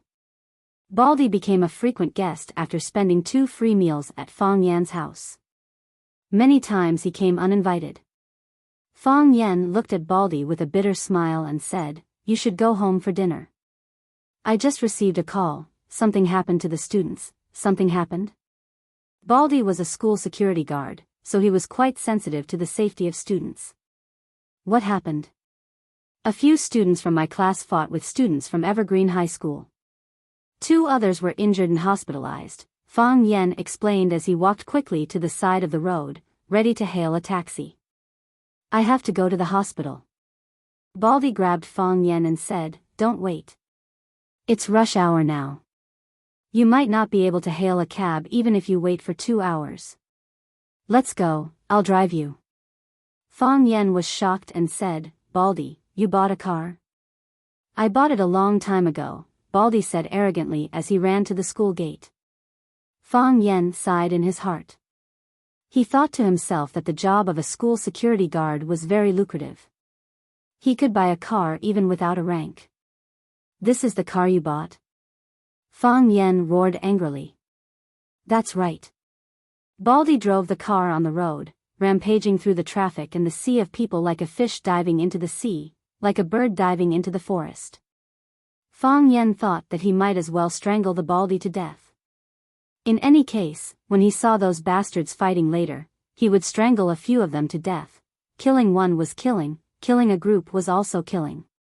Baldy held the handlebars and nimbly avoided 2 young couples crossing the road. He explained to Fang Yen, who was sitting in the back without saying a word, the whole city is congested now. Only my car can run fast. From his explanation, Fang Yen could actually hear a faint sense of aloofness and pride. When they arrived at the entrance of the affiliated hospital, Baldy stopped the car and said, You go find your students first. I'll find a place to park. There are more and more cars these days, and it's hard to find a parking space. Fang Yen jumped out of the back seat of the electric car. Baldy's short legs scratched the ground, and then he drove the electric car in the direction of the car shed. Fang Yen quickly ran to the inpatient department, and as he ran, he called Huang Haoran. Which floor? Room 301 on the 3rd floor. Okay, I'll go there now. Their teacher is coming? Okay, you guys stay here first. I'll be there soon. Fang Yen didn't wait for the crowded elevator, and he ran directly to the 3rd floor. The entrance to the corridor was room 301, and Huang Haoran was already waiting at the staircase. It wasn't a big deal for Fang Yen to joke around with the students normally, but when the students made a mistake, he had to take it seriously and punish them severely. If you don't take this matter to heart, then they won't even consider it a big deal. They would do even more outrageous things in the future. Thus, Fang Yan walked in front of Huang Haoran with a straight face, and asked in a deep voice, "How did you fight? Why did you fight with them?" "Mr. Fang, they went too far." Huang Haoran saw that Fang Yan was angry, and he explained with a red face. "How did they go too far? Didn't Tangqing represent our school in the Huaqing High School basketball tournament? When the finals were held in the Huaqing Stadium, Tangqing had a conflict with the captain of the Ivy League high school basketball team. You know how strong Tangqing is. At that time, the captain didn't get any advantage, so he held a grudge. Today, when Tangqing and we were having afternoon tea at Baishutang, the basketball captain also brought his team over. When he saw that he had the advantage in numbers, he deliberately called our Rosefinch High School trash, saying that we were all trash produced by a trash school. He also called Mr. Fang. What did they call me? Fang Yan asked. Huang Haoran opened his mouth, but didn't dare to say anything. What did they call me? Fang Yan pressed. They said that Mr. Fang relied on a woman to get his position, and then formed cliques in the school to fight against dissidents. A lot of teachers are dissatisfied with you, and are just waiting for an opportunity. Huang Haoran carefully said this sentence. I didn't say that, it was their basketball captain who said it. What's the name of their basketball captain? Fang Yan asked. Ma Haitao. With Tangqing there, the injured person must be from the Ivy League high school, right? Yes, Huang Haoran said embarrassedly. They called us trash, and Tangqing called them worse than trash. A group of them surrounded us and wanted to beat us up, but Tangqing rushed out alone and knocked them all down. After knocking them down, Tangqing said, Look, you guys are worse than trash, right? Fang Yan was full of guilt. He felt that it was all his fault. He let all his students learn how to taunt. When Tangqing first entered the 9th class, he was such an upright and stupid child. How did he become like this in such a short time? Originally, there were only 2 injured people in the hospital, but Ma Haidao also said that his whole body was in pain after arriving at the hospital. He said that his internal organs were injured, and he needed to do a full-body checkup. He was also lying on the hospital bed. He's trying to blackmail us. Where's Tangqing? Fang Yan asked. He went home, Huang Haoran said. Fang Yan was so angry that he stomped his feet. This bastard, after injuring someone, he ran home to hide? Who are you going to ask to clean up your mess? However, based on Fang Yan's understanding of Tangqing, this kid was proud and arrogant. When someone came to provoke him, he thought that it was natural to teach them a lesson. Who would be willing to follow behind him and send him to the hospital? After injuring someone, he went home to sleep. Only Tangqing would do such a thing. Let's go in and take a look, Fang Yan said. Fang Yan followed Huang Haoran into the ward. The boys in the 9th class lowered their heads and didn't dare to look at Fang Yan's eyes. In the corner stood 2 tall boys. They stared fiercely at Fang Yan, who had just walked in. There were 3 boys lying on the hospital bed. 2 of them were playing mobile games, and the other one was buried in sleep. When they saw Fang Yan come in, they only raised their eyelids and then went back to their own things. Fang Yan walked in front of the big boy on the far left who was playing mobile games and said, Classmate, how do you feel? Who are you? Go away, don't disturb Grandpa when he's playing games. Let me tell you, Rosefinch, this matter isn't over. Just you wait, there will be a time for you to suffer, the big guy said with a rude and unreasonable expression. How can you talk like that? What's wrong with me talking like that? The big guy threw the phone in his hand on the quilt and said with a sneer, What?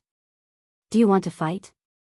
I don't believe that you dare to beat me up in this hospital. Let me tell you, if you dare to beat up a student in the hospital, my friend will immediately put the video on the internet and wait for your Rosefinch to become famous all over the country. When that time comes, you guys will also become famous and become the shame of the students all over the country. Do you want to try? It's not a big deal for me to be beaten up. I'm just afraid that you won't dare to take it. Fang Yan looked at the big guy and sighed softly. He said, if I make a move, do you think they will have the chance to take out their phones to take pictures? Who do you think you are? Superman? The guy who was pretending to sleep suddenly jumped up. 2 purple marks appeared on his handsome face. It seemed that Tangxing had taken special care of him. You Rosefinch people are all good at fighting, right? Come, hit me here. Do you have the ability to kill me? Why would I beat you to death? You're not my biological son or my godson. No matter how much of a bastard you are, it's your family's business. Why should I teach an unfilial son like you a lesson on behalf of your father? What did you say? Say it again if you dare. Although I don't think I have much ability, I'm not afraid of satisfying your special hobby. Why would I beat you to death? You're not my biological son or my godson. No matter how much of a bastard you are, it's your family's business. Why should I teach an unfilial son like you a lesson on behalf of your father? Ma Hai Tao's eyes were bloodshot. He clenched his fists and was about to rush toward Fang Yan. Hai Tao, stop, a thin and tall boy wearing glasses hurriedly stopped him. Liang Lian, why won't you let me beat him up? Ma Hai Tao shouted angrily. If you beat him up, you'll fall into his trap, Liang Lian quickly explained. Before, they were the ones who beat us up. We didn't fight back. If you beat him up now, it'll be a group fight. When that time comes, we'll all get beaten up. Wouldn't we be at a disadvantage? Ma Hai Tao thought about it and forcefully suppressed the anger in his heart. He pointed at Fang Yan and said, Kid, it's not over between us. Just you wait, don't walk alone at night. Fang Yan stared at this guy with his eyes wide open. Did he want to beat him up with a stick?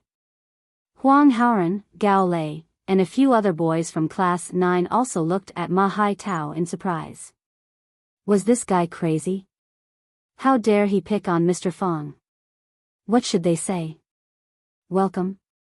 At that moment, there was the sound of hurried footsteps at the door of the ward. You're tuning into the Romantic Tales YouTube channel. Don't forget to subscribe and join us on this journey to catch the most captivating stories.